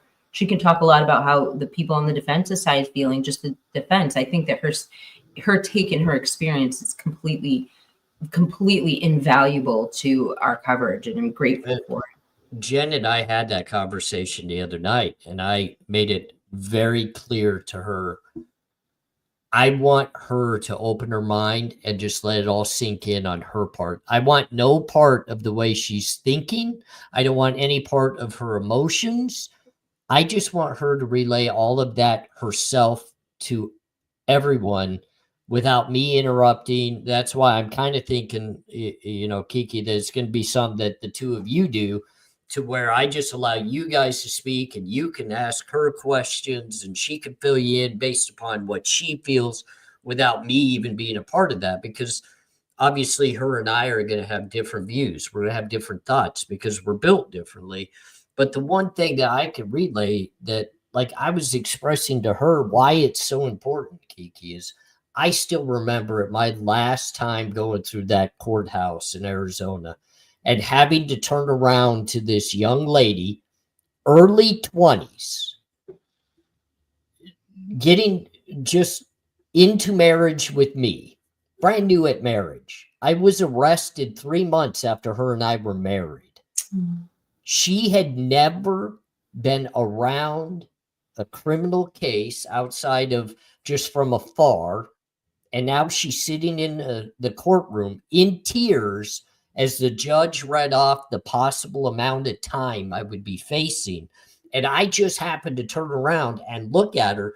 And here I am. I'm a seasoned criminal. I've been in the courtroom far too many times. So it didn't really affect me until I turn around. I look at Jen sitting with her mother, devastated when they were up to like 300 something years that they were talking about me having to do. And that's when it hit me. This young lady's experience over the next few years is going to change her life. The things that she's going to have to go to, because what a lot of people didn't understand, I wasn't in that courtroom at that point thinking I could win this case. Jen and I both knew I was dead to rights. Like, I was going to the penitentiary, and there's a whole reason behind that we'll share at some point in time. But we both knew there was a reason why I was dead to rights and I had to go to the penitentiary, but it was still devastating to her to endure that. So this is going to be the first time that Jen now will be sitting in a courtroom enduring these very things again. And it's going to be interesting to see what she has to say about it. What is she tougher now? Is she a little colder emotionally towards these types of things now? That's something that's going to be interesting to find out, because I do remember from the very, very beginning, she was emotionally torn by these. So it's going to be interesting to see what the justice system and what I've put her through going to the penitentiary and everything, what difference this is going to make. Oh, I'm glad I'm just glad you broke it down for that, so our audience can get a better sense of it. I did have 2 points while you were talking. One is, and I'm sorry, I can't remember who said it, but I saw a couple people in the chat mentioning courtroom space. AR has already obtained a press pass. I don't think Jen has, but we know AR is going to be in the courtroom. But they are talking about a lot of limited space, only 4 rows on each side. So this is a big deal, and we're not going to have a lot of people we can turn to for this type of coverage. So really grateful for it. We'll be in that courtroom. Let's just make that statement. Jen and I will be in that courtroom. We will be in that courtroom. I don't doubt it. AR will get us in there, but we want to let you know we are mindful of that, and I'll take Steve Gonzalez's place. Oh. Well, I do know how to fight, so we'll be okay. Damn, AR. That's bad, isn't it? You're dropping grenades in this live stream. Yeah, well, I haven't had my butt whooped in a long time, so we'll see what happens. Anyway, Tonka says a press pass for a non-journalist. Yes, non-journalists can get press passes. You do understand I'm a YouTube content creator, which is deemed journalism. I'm not sure everybody understands that. When you were talking a few moments ago, when we were talking about the whole concept of delivering a story to the jury, I think I have an example that all of our audience will remember and understand. And I saw, and there was an interesting video, and I think it was by Law and Crime recently put out, and it was regarding Johnny Depp. And the whole concept of the video was Johnny Depp's humor basically won him that case. And if you remember, the prosecutor was cross-examining them. They were one of the most talented attorneys, you know, who do that.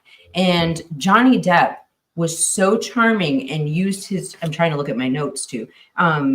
He was so charming when he answered his questions. He basically not only, you know, he had everyone in that courtroom, including the judge, listening to what he's saying. And so what I'm getting at is it's, you know, I remember when that trial happened, I was actually working in an office. I was working at a hospital at the time. And I was on the phone with somebody like collecting their insurance or something. And I don't know how the conversation came up. She said something about, hold on a second, they just said something in the Johnny Depp trial. And I was on the phone with her, and I happened to be home from work the day prior. And I go, oh my God, I'm so glad somebody said something. I watched that all day the other day. And I'm like, I was left hanging. I wanted to know, why did Johnny Depp's father leave his mother? Because the whole trial cut off one day, and the next day we were going to find out why Johnny Depp's father left his mother. And if you think about that for a second, I'm watching a freaking court trial, and here I am at the office wanting to know what Johnny Depp has to say. How far do you think that went with the people in the courtroom? Because I think it won him that case. If you can tell a story to the point where a girl at the freaking hospital wants to know the rest of your testimony the next day because she wants to know the rest of the story, think how powerful that is. Think how powerful it was. Let me tell you, I had no interest in watching that case. I had zero interest in watching Johnny Depp and whatever that heard.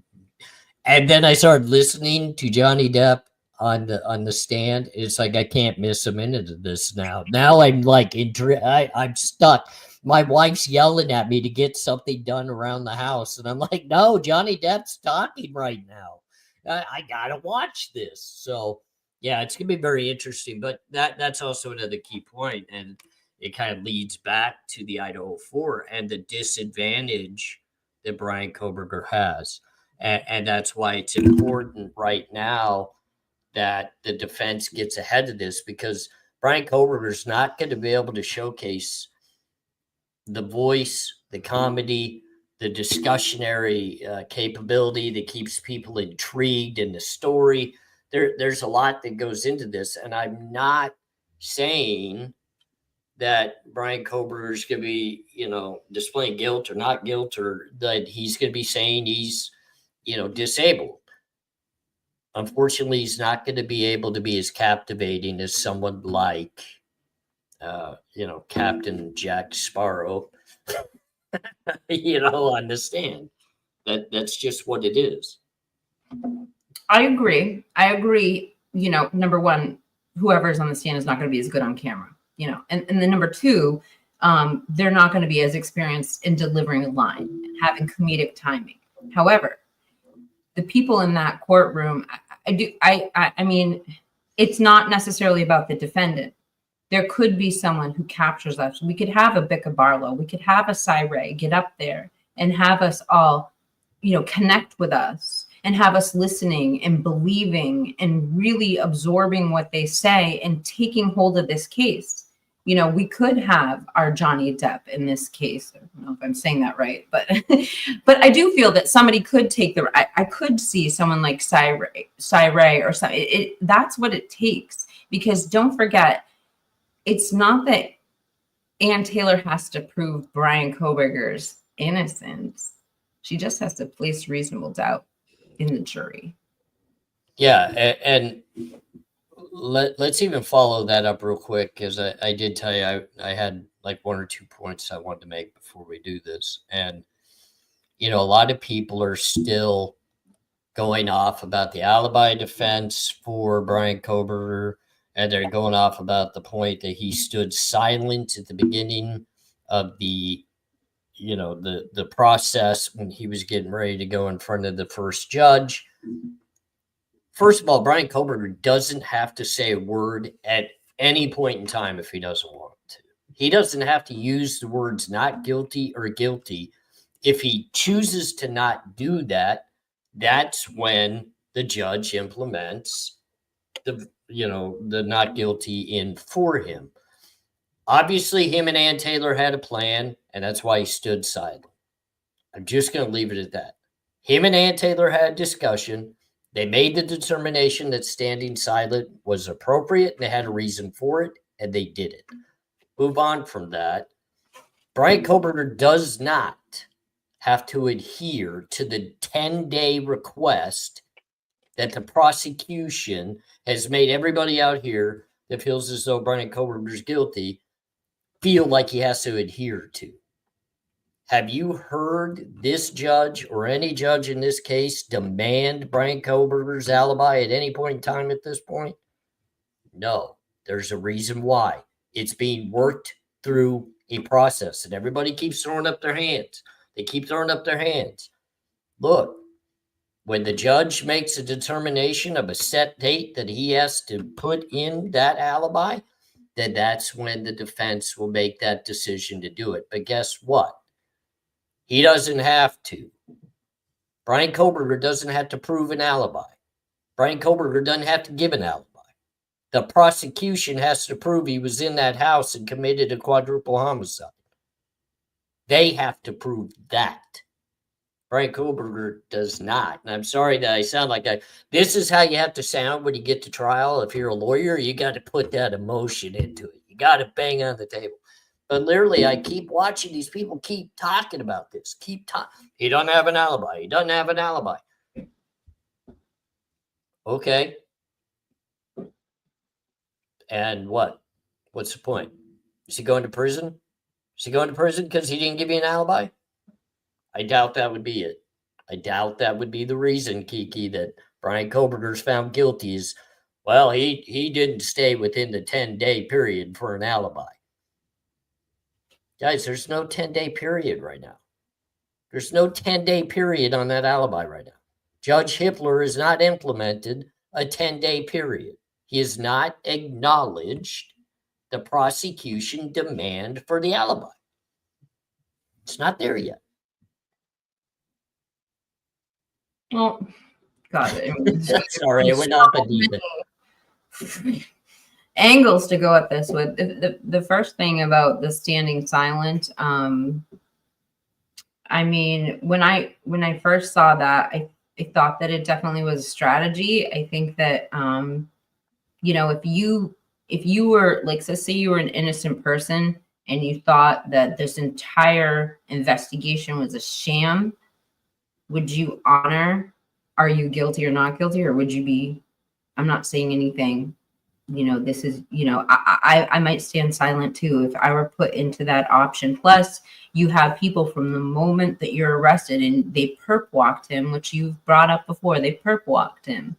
You've got people judging your every blink of an eye, you know, whatever you say, the tone of your voice, the way you say it, the way you curve your lips, you know, they're going to judge you and your body language. It sounds like a good thing to do. And then as far as the alibi, what if Bryan Kohberger has submitted an alibi?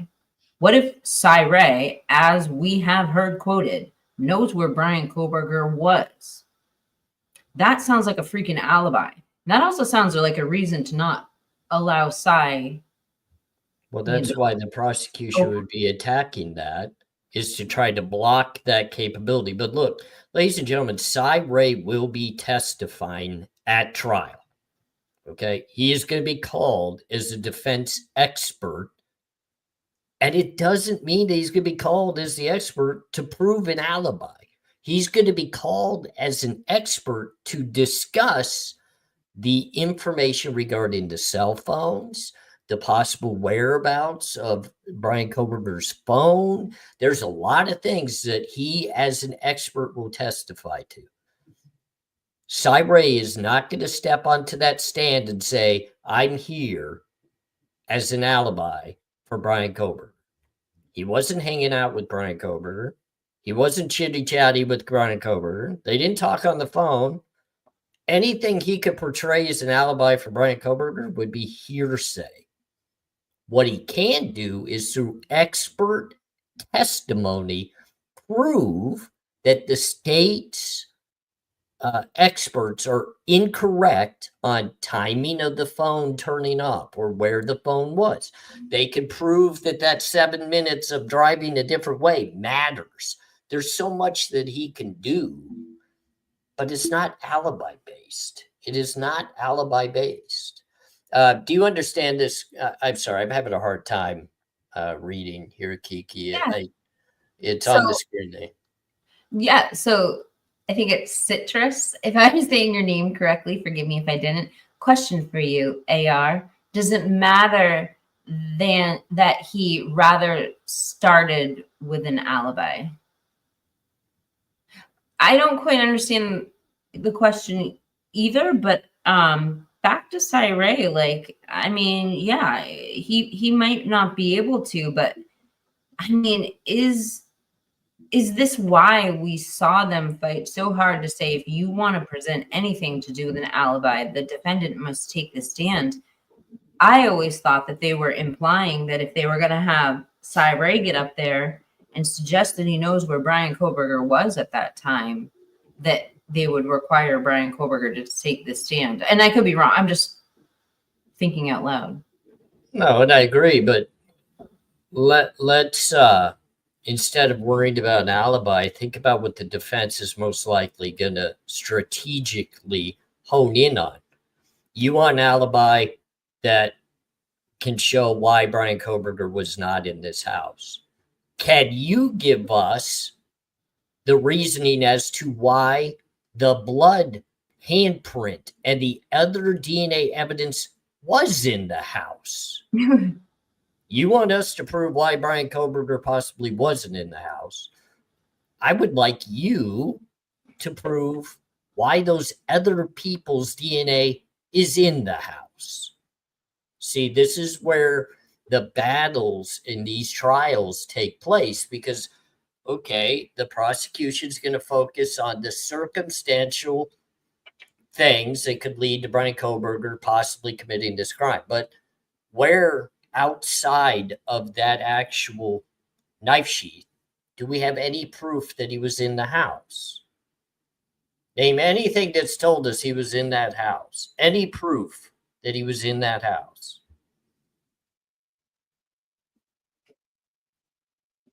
Name any proof of where that white so-called car on video camera, where'd that car park?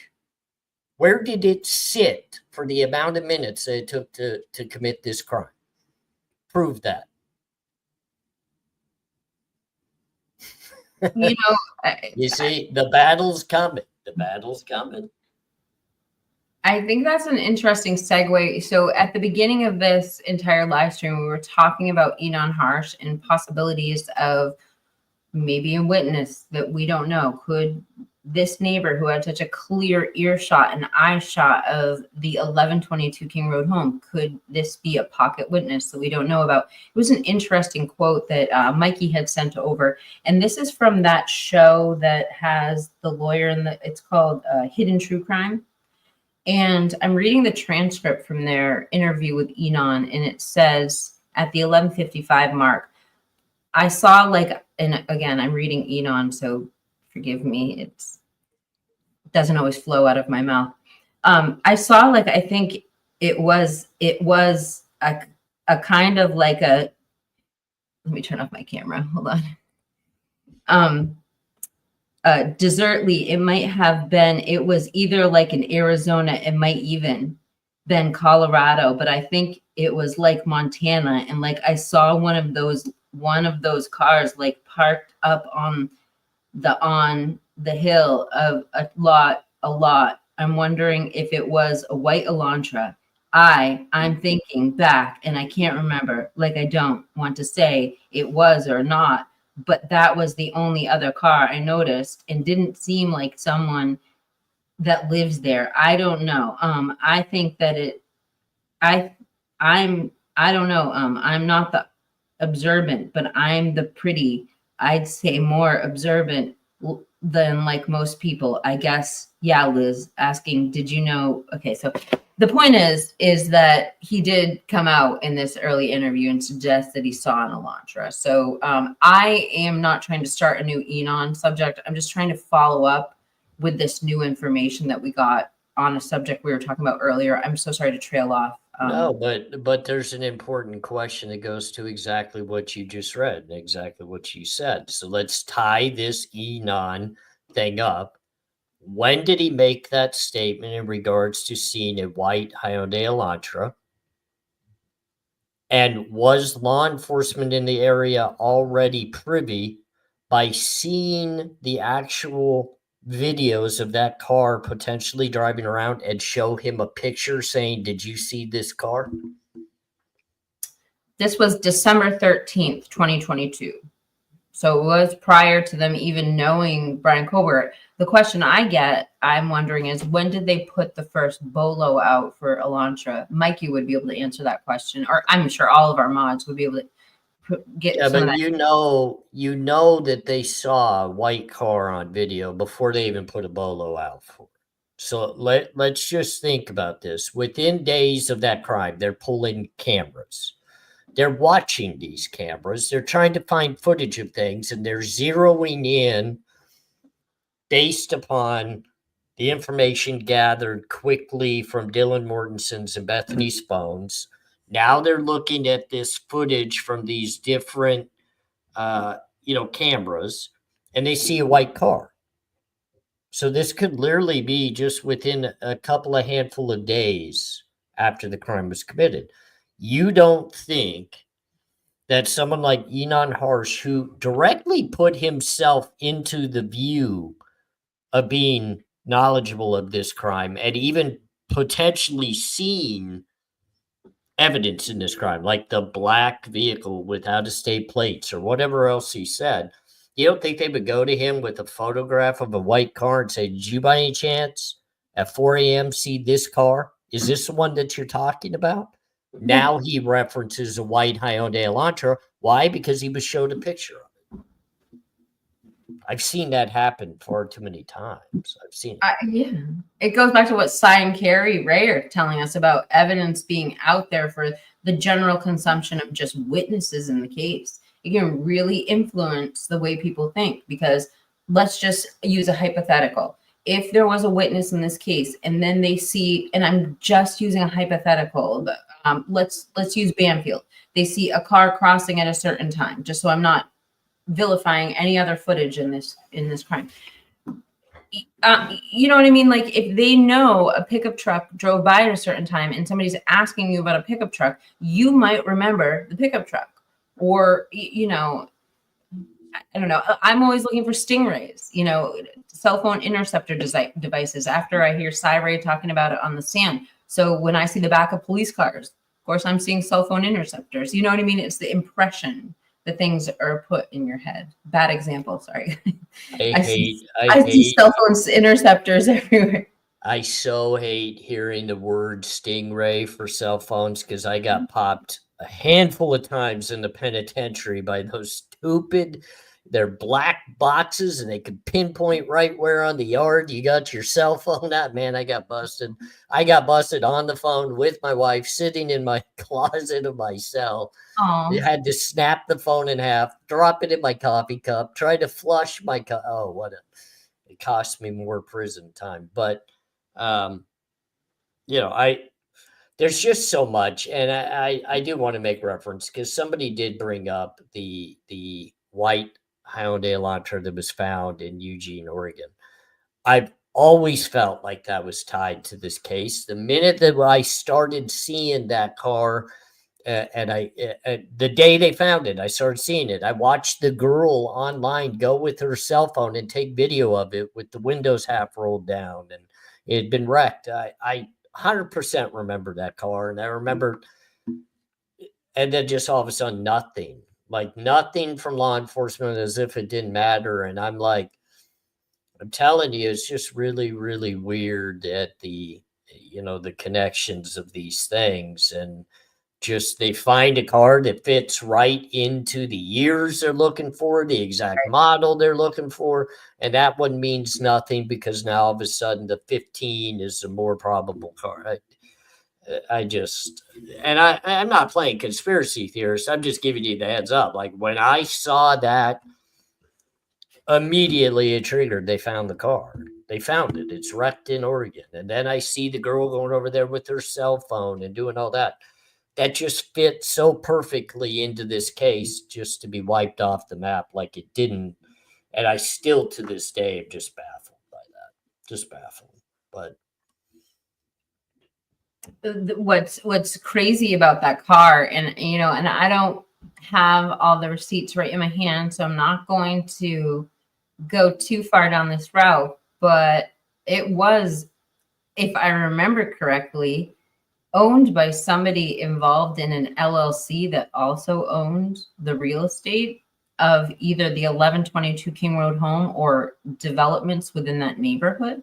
And I'm not going to say that was a prior owner of the car. The car had been sold to a little old lady in Colorado, but it was being connected back to original owners of that house. I'm not going to say their name on YouTube, because you can actually get in trouble for their names on YouTube, which is crazy. But it ties back to the damn crime scene. I mean, it's like, really? You can't make this stuff up. No, you can't. You can't. And then there was the other very disturbing vehicle find, which was the Mustang that had been bleached out. Do y'all remember that? I know I'm saying y'all now. It's you guys. But do you remember? Right? I've heard a lot of people talking about that. They tried to connect that to the actual private driver, I believe, is where they're saying that could potentially be a part of it or something like that. But I don't know much about the red car at all.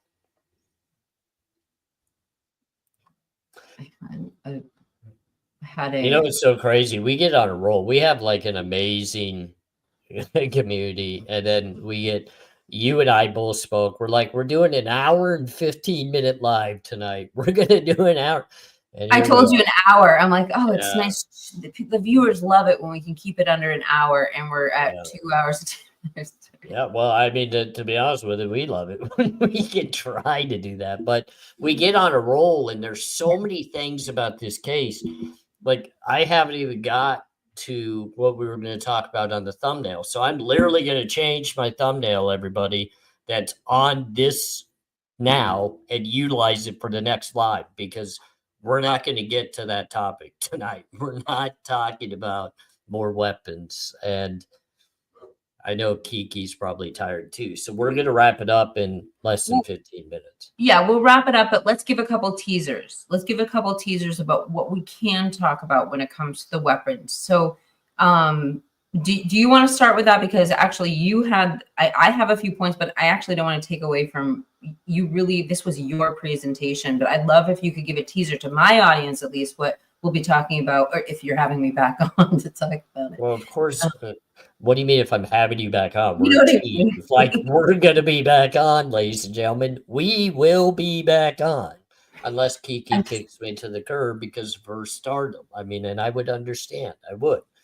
But, and I've said it for a long time, Kiki, because we've had this discussion both on lives and behind the scenes. And there is no way a crime of this magnitude is a single weapon. But in the discussion I want to get into, we've heard the term kill kit. We've heard everybody talking about how, somehow, some way Bryan Kohberger brought even a vacuum cleaner in with him. And I want to make reference to a case that literally fascinated me for a very long time. And it's the Israel Keys case, where he literally left kill kits across the country for various victims wherever he traveled to. I'm not saying Bryan Kohberger had a kill kit, and I'm not saying that he had anything around this house, but I do feel as though it's a very warranted conversation. I watched and listened to Miss Potts' podcast. Was that one today or was that yesterday, Kiki? That one is actually so just so you know, Miss Potts, I sent him your podcast to watch because I thought this was so fascinating. It was 2 days ago, I believe. Let me give the right date. Hold on. I typically watch all of Miss Potts stuff because she does such a great job of breaking so much stuff down that it's just easy for me to put on my headphones, kind of just listen as I go. So it's great, and I think she does an excellent job. And I love her sense of humor. I love the way that she just deflects the negativity and just works right through it. I'm a big fan of Miss Potts. Whether we agree on everything or not. But, I listened to her talking about various things, and that's what we want to jump into and dive more, not to try to prove it as we have evidence that there's more weapons utilized within this crime, because I do see now, and sometimes it's hard, Kiki, I see people now saying firearms were used and people were shot. I don't see any evidence of that. Nothing's been portrayed to us about that. So I'm not going to go down that route. But I do believe that there's a warranted discussion on multiple weapons in the home. And one of the key factors of that I think that we need to discuss would be Ethan's golf clubs that were not returned in a timely manner. Mark and Betty, they're asking in regards to Robert. Mark and Betty, from what I understand, Robert's doing well. I'm not prepared to really make a statement on that. I don't want to put Kiki on the spot in regards to that either. Let's just say he's doing well. He's doing his own thing off the platform. And I'm sure when he's ready to come back to the platform and tell his story and make his statement, he'll do that. Hopefully that wasn't rude or or incorrect. But that's just a statement that Robert, he himself has to make. That's nothing that we can do for him. So I wanted to go back to what you were saying about Miss Potts, and like it just, you know, what I like about her live streams is she, like, her sense of humor. Like, there's a lot of really intense subject matter that we are covering, and you know, also people like to say provocative things for clicks and views, but Miss Potts has a sense of humor and she has comedic timing, and when she delivers her zingers, they are funny and they give comedic relief, and she does it in such a tasteful way. And I just, her live streams are awesome and entertaining. The live stream we were referencing, if you want to go look for it, I just looked it up. It was 2 days ago. It's called Idaho, Where Are the Knives? And the thumbnail has a picture of the 1122 King Road home and a bunch of people in the sorority playing Fruit Ninja on the front of it. And it's fascinating. And I just want to go back to 2 points that you were saying about when we talk about this subject. One is the forensics. Now, when I initially started hearing about this crime, I mean, it was like a forensic files discussion with me and Gia when we talked about this. And the one thing we kept saying is, okay, we're going to see forensics on the actual murder weapon. So, and this is such a trigger warning. This is, you know, this is not for sensitive ears, but when a stabbing happens, the elements within the blade of the knife, there's a residue that's left.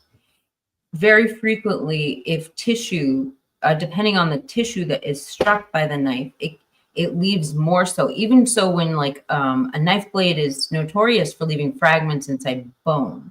Again, sorry, you know, to bring it like this, but the point is typically in a forensic examination, you can take the metal and do like a forensic analysis on the elements, and you can tell so much about that weapon. You can even probably narrow it down if you know what you're looking for, to like even a batch of K-bar knives, not just K-bars in general, but maybe even where it came from, where it was shipped, what batch it was in. So to me, when it comes to talking about multiple weapons, without a doubt, forensically, they'll know if it was the same weapon that was used. And then when you get back to, could there have been multiple weapons? An interesting kind of like visual I brought to my audience before is when you look at the photographs of the kitchen prior to ISP forensics getting in there, you see all this, these things on the counter. And then I show an after picture when they had gone in there and everything was moved off the counter and onto the table. And one of those things that appeared was in that area looked like a butcher block that might have had knives. What I'm getting at is there are 2 reasons they could have been in that kitchen. I mean, well, there's 3. Obviously, they're going to be looking in the kitchen anyway for evidence.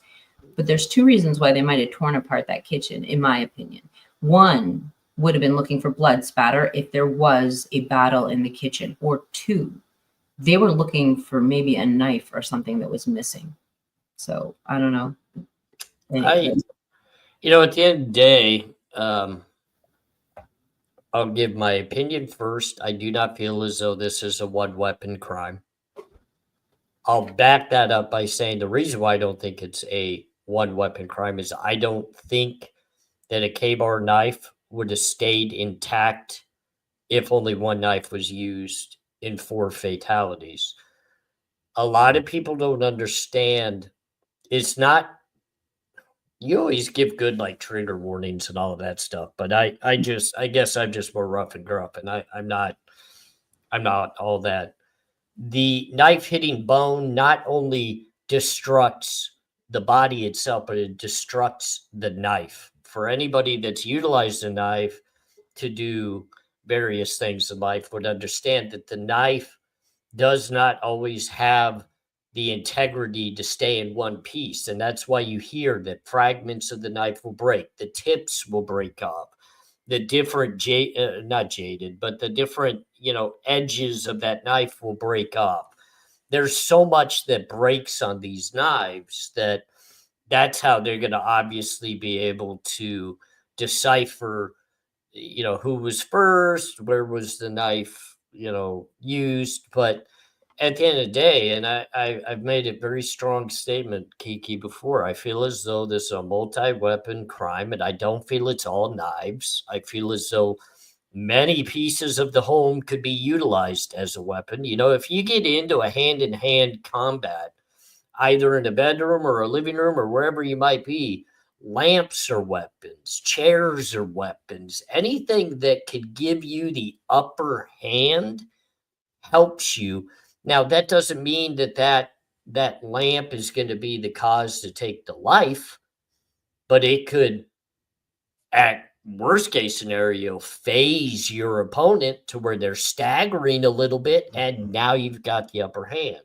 So I think it's going to be very interesting when we get to trial and we see the exhibits. And I don't think they'll show it. Like they're not going to show the autopsy pictures. They're not going to show the exhibits of where the stab wounds and all of that. We're never going to see any of the demonstrations of what these bodies look like. It's not going to happen. The jury will. We will not. So it'll be interesting to see how much info that we actually get portrayed to us in regards to this. I think it's key. Well, I want to ask a question with all this, and my actual question comes with a trigger warning. Okay. So I'm just going to say right now, this is going to come across, but part of it is, I mean, it's tough to even cover this material without saying certain things. So the question is, could a K-bar, it's a two-part question. Could a K-bar, without sharpening it, logistically, could a K-bar, one K-bar, unalive 4 people without breaking off and successfully? And 2, is there somebody who has experience, like a hunter, who could attest to that, who, would using a knife, like maybe somebody who has ever dressed a deer carcass. I don't know if you even use like I don't know how to ask this question, but has anyone ever tested, on, oh gosh, this is so hard to say, like on a living thing? Could a knife actually do that? Is that possible? I don't know, because I don't know. I've actually, I want to say yes, a K-bar could potentially do it. And what I base that upon is very early on, I watched many videos of people with K-bar knife that's being portrayed as a weapon in this crime, literally attacking blocks of solid wood for over 35 minutes in every different angle of stabbing, cutting, chopping, and the knife survived it.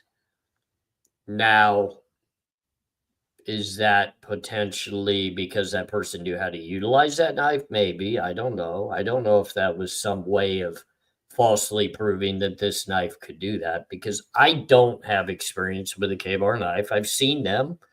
I've been around them. My dad was an avid hunter. My dad was also military based. So I've seen the K-bar knife. I've seen it slightly in action, but I can't speak for it. Like, I can't go out there and say, well, with my 22 years worth of experience. No, now if we were talking about a shank made in the penitentiary out of different pieces of metal, I could probably give you more experience. Not with the K-bar, but it is utilized by the military. It's considered to be a utility knife. Could it have potentially done this? I would say probably, but I think there's more involved.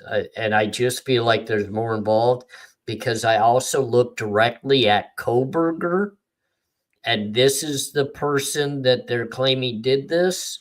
And I'm not sure that he's capable of doing this without hitting the walls, without hitting the floor, without even hitting the roof, without hitting whatever in the room. So looking at Kohberger, I just don't feel as though every stabbing motion would have been into a victim or a body. I feel like it would have had to have hit more. Oh, oh my gosh, you bring up such amazing points. I want to just kind of build off what you're saying and on the chat. Now that demonstration you just described to me answers a lot of questions, but nothing half-assed mentioned that she had a knife that broke off in her pocket that was a K-bar. It wasn't the same model, but it had a similar tang. And that sparked something that a long time ago, I used to be really interested in this show called Forged in Fire. It was on History Channel. And the concept of the show is they take like these amateur knife sword maker, like people who do it at home, and they'd bring them in and make some crazy like challenge, and they'd have to build a knife out of it. And the tang is the part that goes into the handle.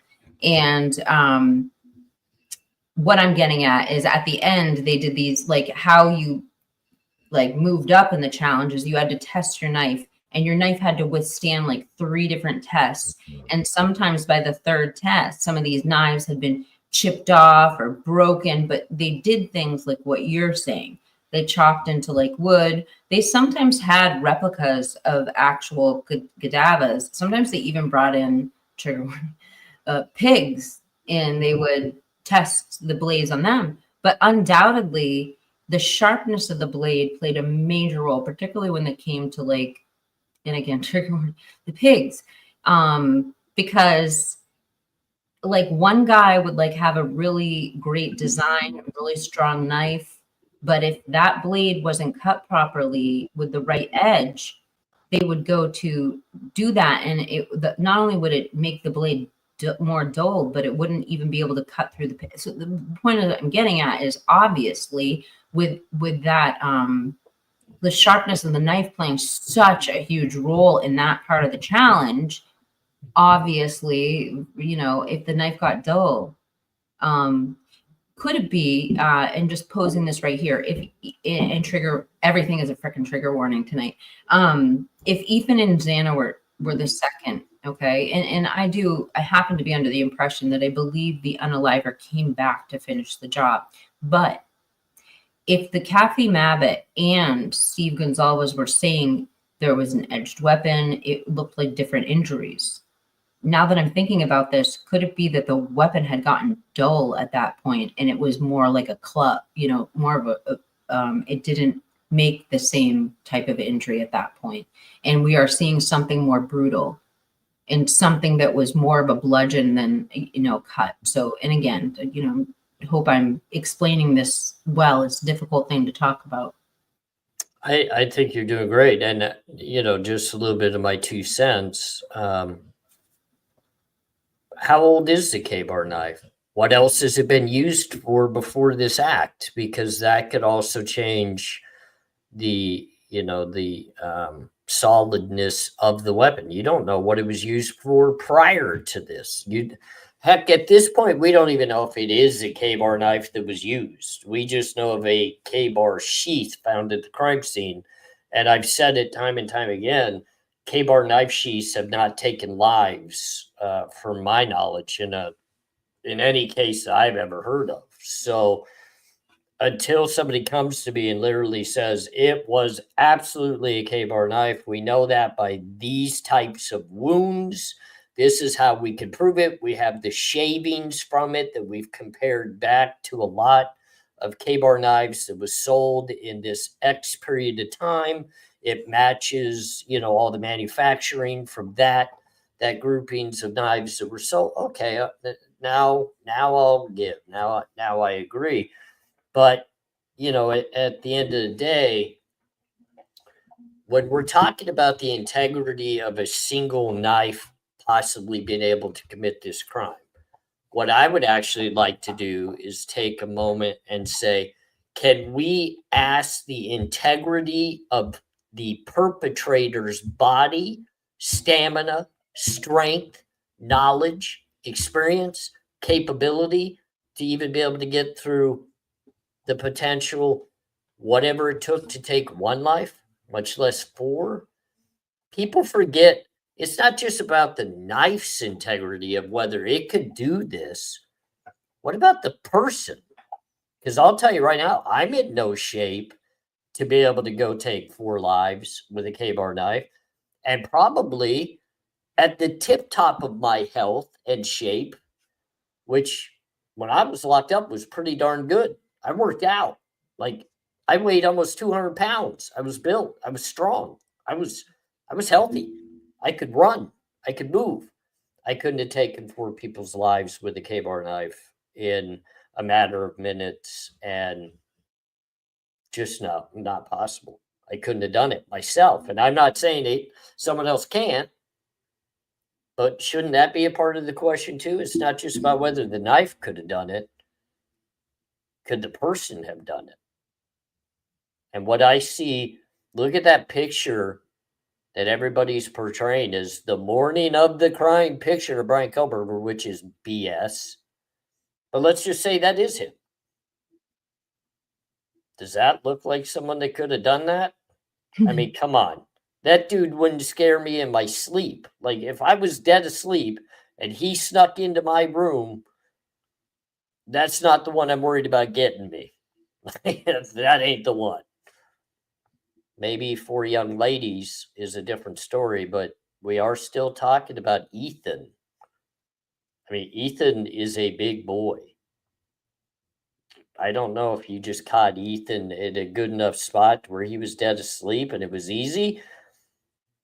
I just don't think so. I don't have that feeling because people are claiming Ethan was found behind the door. Why they had to push that door in was because Ethan was behind that door, supposedly. Meaning, you didn't catch him dead asleep in his bed without him moving. Bryan Kohberger doesn't match up to Ethan. I'm sorry. I'm not sure Bryan Kohberger in that picture matched up to Xana. I don't think he matched up to Kaylee. Maybe Maddie, because I think it's pretty agreeable across the board that Maddie most likely was dead asleep. We did see how intoxicated Maddie was, and I could very much see that she would be dead asleep. I could see that. Well, I mean, like, as far as I think as far as like thinking how Bryan Kohberger and his size and frame could have carried out this crime, even before I dove deep into this case and covered it through a podcast, I always had these questions in the back of my mind, like, and these are speculations I had prior to covering this case, you guys. I'm just bringing up examples, but I always was like, oh, well, there had to have been like something that allowed this person to be able to do this. Did they bring a stun gun with them? Did they bring some chloroform with them? What advantage did they have that 4 people in their own home with dim lighting weren't able to do something reactive, such as say, hey, cover my phone, hey Siri, call 911, why was he able to overtake them? I've heard weird rumblings about the shape of what he was carrying, what could have been, and I mean the perpetrator. I'm not sitting here, accusing Bryan of, we don't accuse Bryan of he's innocent until proven guilty. But whoever it was that Dylan saw and what she saw in the hand, that shape, that can be speculated. Could it have been a set of something? Are we looking at the wrong way? Maybe it wasn't something there to help contain forensics. Maybe it was additional weapons. Maybe it was something to incapacitate people. Maybe it was night vision goggles. So, what was it that gave the advantage to this killer? Or did we hear something? Are we not getting this whole picture? Was more than one of them, because we know Kaylee, it doesn't appear but was more than one of them asleep in that bed? And is it that why when they came in, remember Kathy Mavitt had said it looked like they were asleep And obviously, when we heard that 911 call, nobody was saying, my God, there's stab wounds. They're checking to see if Xana's breathing. And they're asking for a defibrillator, for God's sakes. So were they in bed? And this is what we're missing, is they had the covers over them and they really were. I don't know. Was the DoorDash ever received by Xana? Did she ever get out of bed? Did she even place that freaking order? Did she ever get out? Or Ethan? Because I guess it was, I don't know. But did somebody place that order, or was it somebody else? Did they ever even get out of bed to retrieve it? Was that DoorDash we saw in the kitchen from a previous date, was it even a DoorDash, or did they just put trash on trash sticker? So many unanswered questions. I agree. And real quick, I mean, Jeff H did bring up the point that the K-bar knife is actually almost like a dual utility. That's why they call it a utility knife. It can be used as an actual hammer, from what I understand. I know the butt of that knife from the ones that I've actually held, and the only time literally I've ever held this knife was when I was relatively younger, when my dad, like I said, he was military and he hunted. It's the only time I was ever able to hold one of these knives. And they do have the ability to be utilized as a hammer too. So could you use that side of things to hit someone in the head and possibly even knock them out? Yeah, absolutely, you can. And there's no denying that. That is very much so a part of that knife. I would just think that would come down to the user of the weapon and how much they know about it, or how much they've utilized that. So that I'm not going to deny, Jeff. I agree with you. A lot of people have not spoken about the capability of it in that direction, and I'm not sure if it's, really comes down to the point that's because it's a pro burger or a guilter or any of that, because I don't get into those discussions. I'm neither. I'm not a guilter and I'm not a pro burger. I'm just an individual that's just looking for the truth like everybody else. But yes, that knife could be utilized just like, I said, could he have grabbed a lamp? Could he have grabbed, that knife literally hitting you in the head would probably potentially be the equivalent of a brick.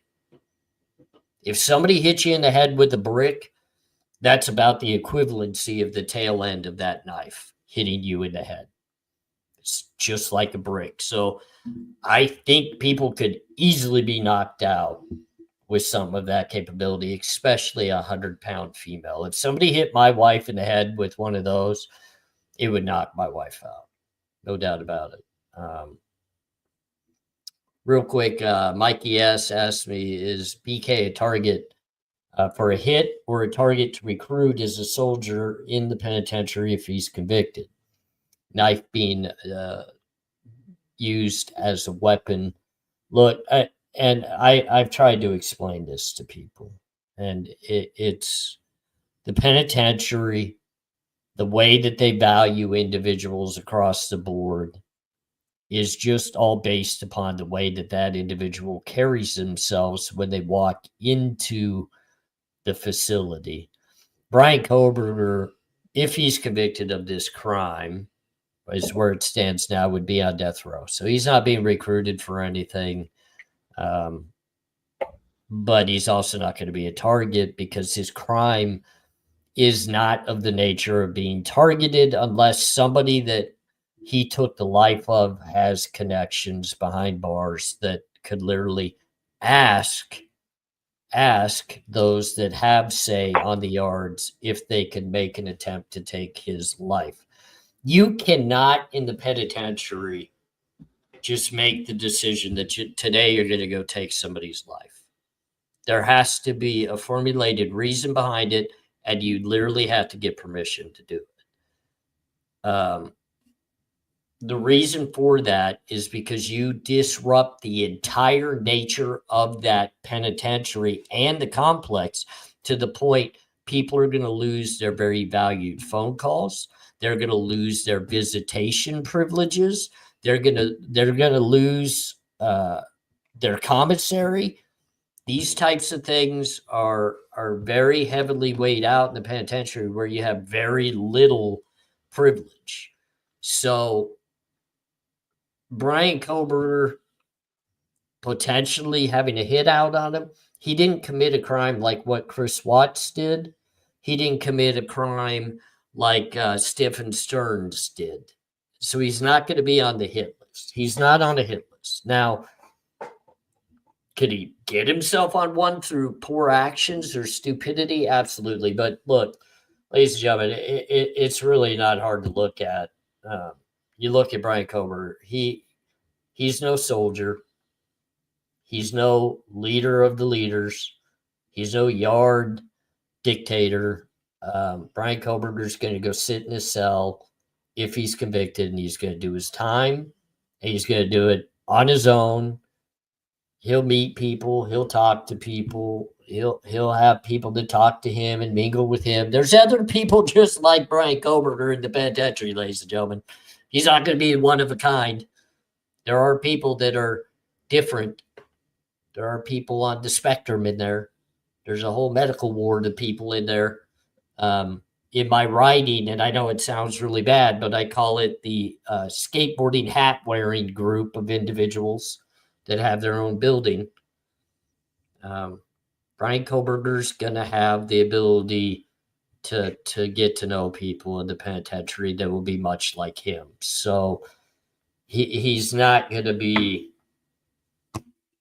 outcasted. He's not going to be in danger unless he personally puts that onto himself. So good question. I mean, it's a great question. That's definitely one. And Kiki, I don't mean to interrupt a great true crime. You know, a lot of people, obviously, that they bring these questions towards me because I've been there. I've been around these blocks, and I do understand it. Just like Rollo, you know, he has a story to tell too, and he has a lot of experience, and he knows as well. And that's why I wanted to build this other channel. I really wanted to be able to answer these questions and really go through a lot of these things. I had a lot of interest, but I just kind of fell apart. And it's hard to do two channels. So yeah, ain't that the truth? What about if he's not on death row though? Is his exposure would obviously be greater? And you mentioned if there's family members near incarceration.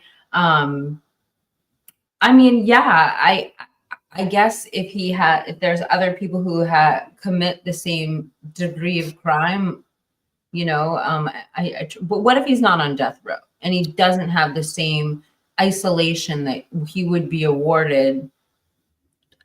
Would he it doesn't even matter the level of the penitentiary that he goes to. He doesn't have a put you out of your misery type crime. I mean, we're talking about homicide and we're talking about burglary. So when people go through his paperwork, they're going to see quadruple homicide and burglary. Is he going to get tested? Absolutely. Absolutely. He's going to get tested. On a normal yard, he's going to absolutely get tested, and everybody does. It's called heart checked. It's whatever. They're going to be testing him, but he's going to be in general population. He's going to be right there on the yard, just like anybody else. He could potentially go to a medical yard, maybe. They don't really have the room for that, but they could potentially send him to a medical facility. But he's going to get rec time. He's going to be able to use the phone. He's going to be able to, he's going to do everything normal, and nobody's going to be able to, if somebody makes a personal issue, then it's going to get handled as a personal issue. And that's up to Bryan Kohberger to defend himself. But his crime doesn't warrant that. It would just be a personal issue at that point. And then someone asked me, can someone tell you what the alleged burglary is for? Anytime that when you commit a felony crime within the home like this, the quadruple homicide within somebody else's home, they actually, in different states, they call it different things. Here it's burglary. They have breaking and entering. They have, there's numerous different ways they put it, but it's a tied together charge that goes with being in a home that is not your home and the commission of a felony crime. Mikey had another question. Um, I'm sorry. no, I If thought you there's- wanted to read it. If you could, because I am struggling a little bit, it would help me. So Mikey's question is, if there's ever a plea offered and denied, does it go into official court docs or not ever reported onto us? Great question. From what I understand, and yes, ladies and gentlemen, I'll be the first one to admit I have taken plea agreements. Pretty much any multi-felon have taken plea agreements before. It doesn't mean you're a snitch. It doesn't mean you're telling on people. Every process offers you, typically it's 4 plea agreements, and they space them out. And I think I've gone over it before. The first one is not normally that good. The second one gets better. The third one is typically the best because they're trying to avoid trial. And then the fourth one just becomes horrifically bad. But no, if a plea agreement is offered, let's just utilize Bryan Kohberger. If the state came to Bryan Kohberger and they offered a plea bargain to him, it would go in as a sealed document into the court filing to go, and it would stay with the file. But if it's turned down, it means nothing. It just means that the state was willing to offer this. Now, does that mean it won't get leaked out? Yeah, in this case, it absolutely would be leaked out. They'll keep track of it. They will keep track of it. It's just whether it ever actually hit public view, which in this case it never would. If he turned it down, they go trial, you'll never know whether a plea agreement was offered. But I can guarantee you the prosecution approached Bryan Kohberger's defense team in this case very early with a plea bargain. That's interesting. Wow. That's interesting. I would imagine. But then on the other hand, what would they plead down? No death penalty. And I think no death penalty. Yeah, it would be quadruple homicide, max sentence across the board, life without the potential of parole.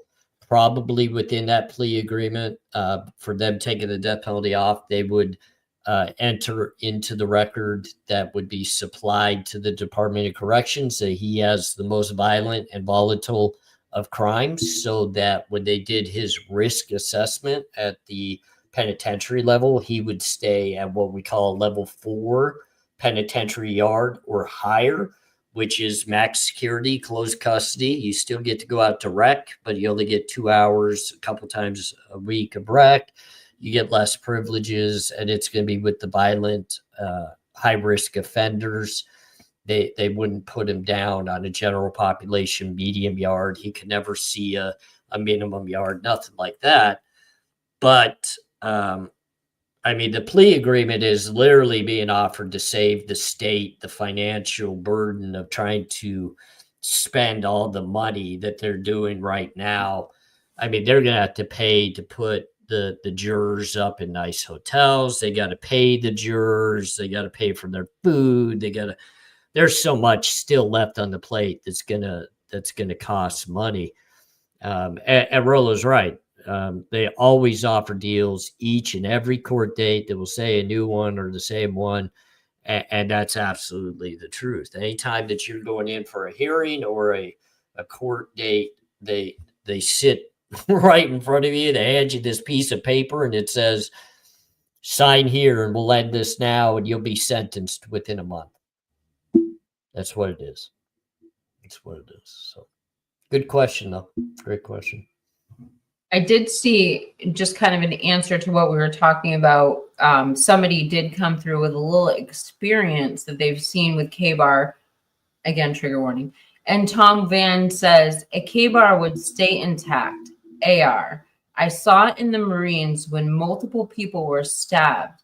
K-bars are carbon steel. And then there were 2 other comments I want to follow up with. Then Jeff says, with normal use, you should sharpen a K-bar knife every 1 to 2 months to maintain sharp edge. He's quoting, so he obviously just Googled that. And then Tom Van had followed up with, I can find it here. Hold on. Goodness great. The knife was designed for combat. And I do think that's interesting. I just, there are questions that obviously a knife designed for combat. I mean, I do But have. I do want to just quickly ask a question. I'm sorry for cutting you off. No, I have When nothing when intelligent to say. when we're utilizing this knife should be sharpened every 1 to 2 months. What usage rate of that knife are we evaluating it at to make it need to be sharpened every 1 to 2 months? What's it being utilized for if that's the case? And I'm not saying this in a disrespectful or you're wrong type of thing. I'm just wondering, what are we basing that assessment of how often? Because look, I never use a knife. It for me, it would sit on my dresser, so I couldn't put a time frame of how often I would have to sharpen that, if that makes sense. Maybe it doesn't. I don't know. No, it does. I got distracted because Papa Rodger is in the chat. Oh, now we got a Papa Rodgers in the chat. I got a Papa Rodgers on my Facebook friends list now. It's awesome. It's actually a female. I love it, but I don't know. I'm actually winding down on intelligent things to probably talk about as well. I do want to get more discussion here in the very near future with you, Kiki. We have a lot of great things to talk about. I think you've been very busy since very early this morning. I was able to get up and stir your bell during your live. But it was awesome to be able to see you live. And I one thing, I want this to be out and in front of everybody. Kiki's amazing. She really brings a level-headedness to me that I'm appreciative of, but I want people to fully understand too, this is a very good team effort that goes into this. Kiki has just really grown and blossomed, and I'm so proud of her. Like, I really am. And I know I'm not anything special to say I'm proud of something, but I watched from afar early with Kiki doing her work. And then as I was introduced more to your work and became more knowing of you, I'm just so proud of you. Like, I take great pride to be able to sit on panel with you and have these great discussions. But your resilience, your hard work, your determinology to do it the right way, and that's exactly what I would say too. And I think this is a perfect way of saying it. Nope, not that one. Nope, not that one. Why does it keep moving? Kiki is the bomb, 100%. Boy, you can't say it better than that. Like, you can't say it better than that. And I know we have great, before I turn it back over to you, because I'm going to let you speak for a few minutes, we have some great actual content creators here in the house. We got Chickbait, we got Bootsy, Jeff H is here. He does work as well. There's so many in here that always spend time with us. It's amazing to see all of you, whether you guys are on the different side of the fence of our beliefs or not. We appreciate you being here. We definitely enjoy hearing your thoughts, even though sometimes we tear into them and we disagree with them and then we mock you for them. No, I'm kidding. But all of you guys, we're definitely appreciative of you being here with us. And Kiki, with that, I'm going to kick it over to you, Miss the Bomb. Well, it's a really nice thing to say, and I'm super humbled by your comment. Thank you for your help and mentoring me. I definitely have been a YouTube creator, but I turned off my YouTube channel for like 5 years, and I made all my content private, and I really wasn't active on YouTube. I didn't know all the ropes, and I was in a different genre. And I will say it's, first off, AR, thank you for helping me and mentoring me and protecting my channel so many times.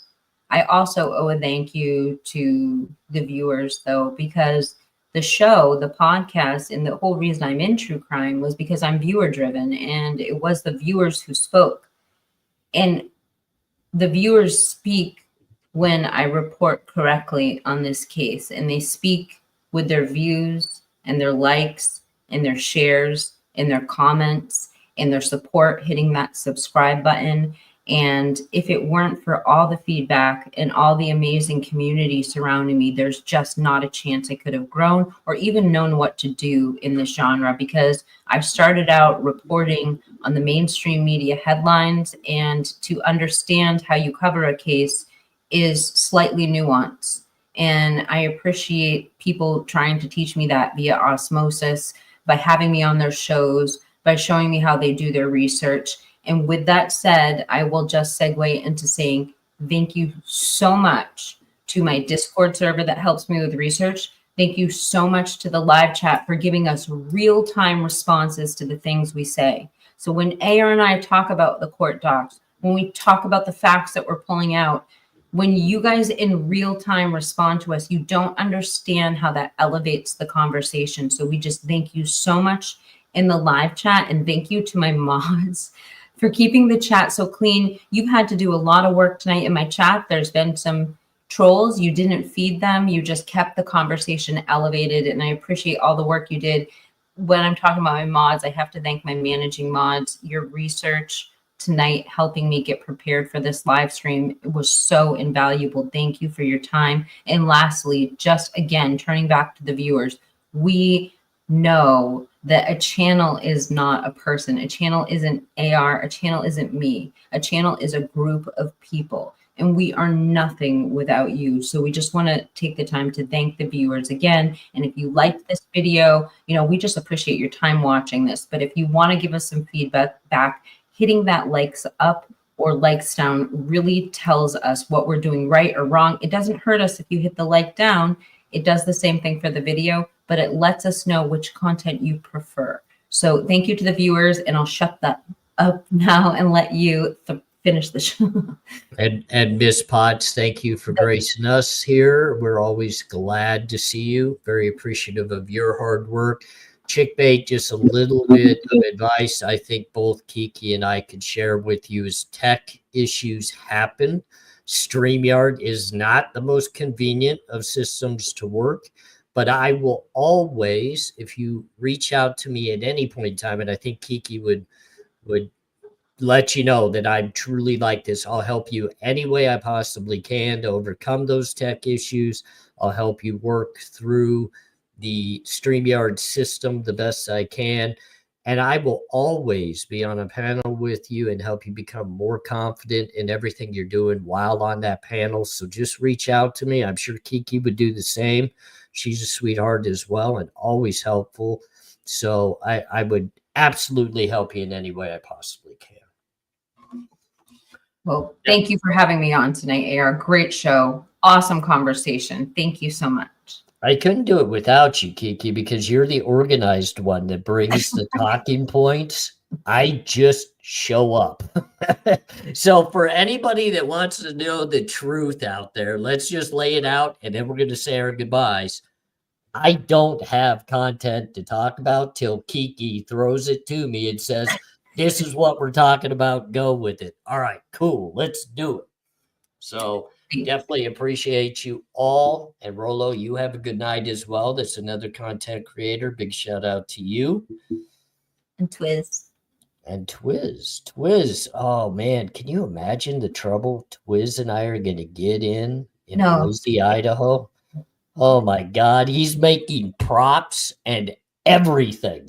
Everything. I mean, we're going to be in so much trouble. No t-shirts. No.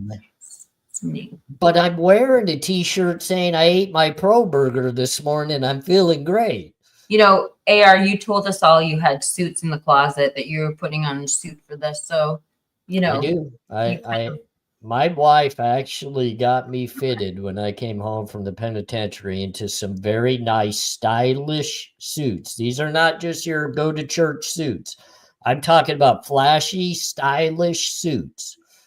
And I'm going to wear one. I'm going to showcase it for all of you out there. And Kiki, you'll be on the live with me, so people will get to see you making fun of me.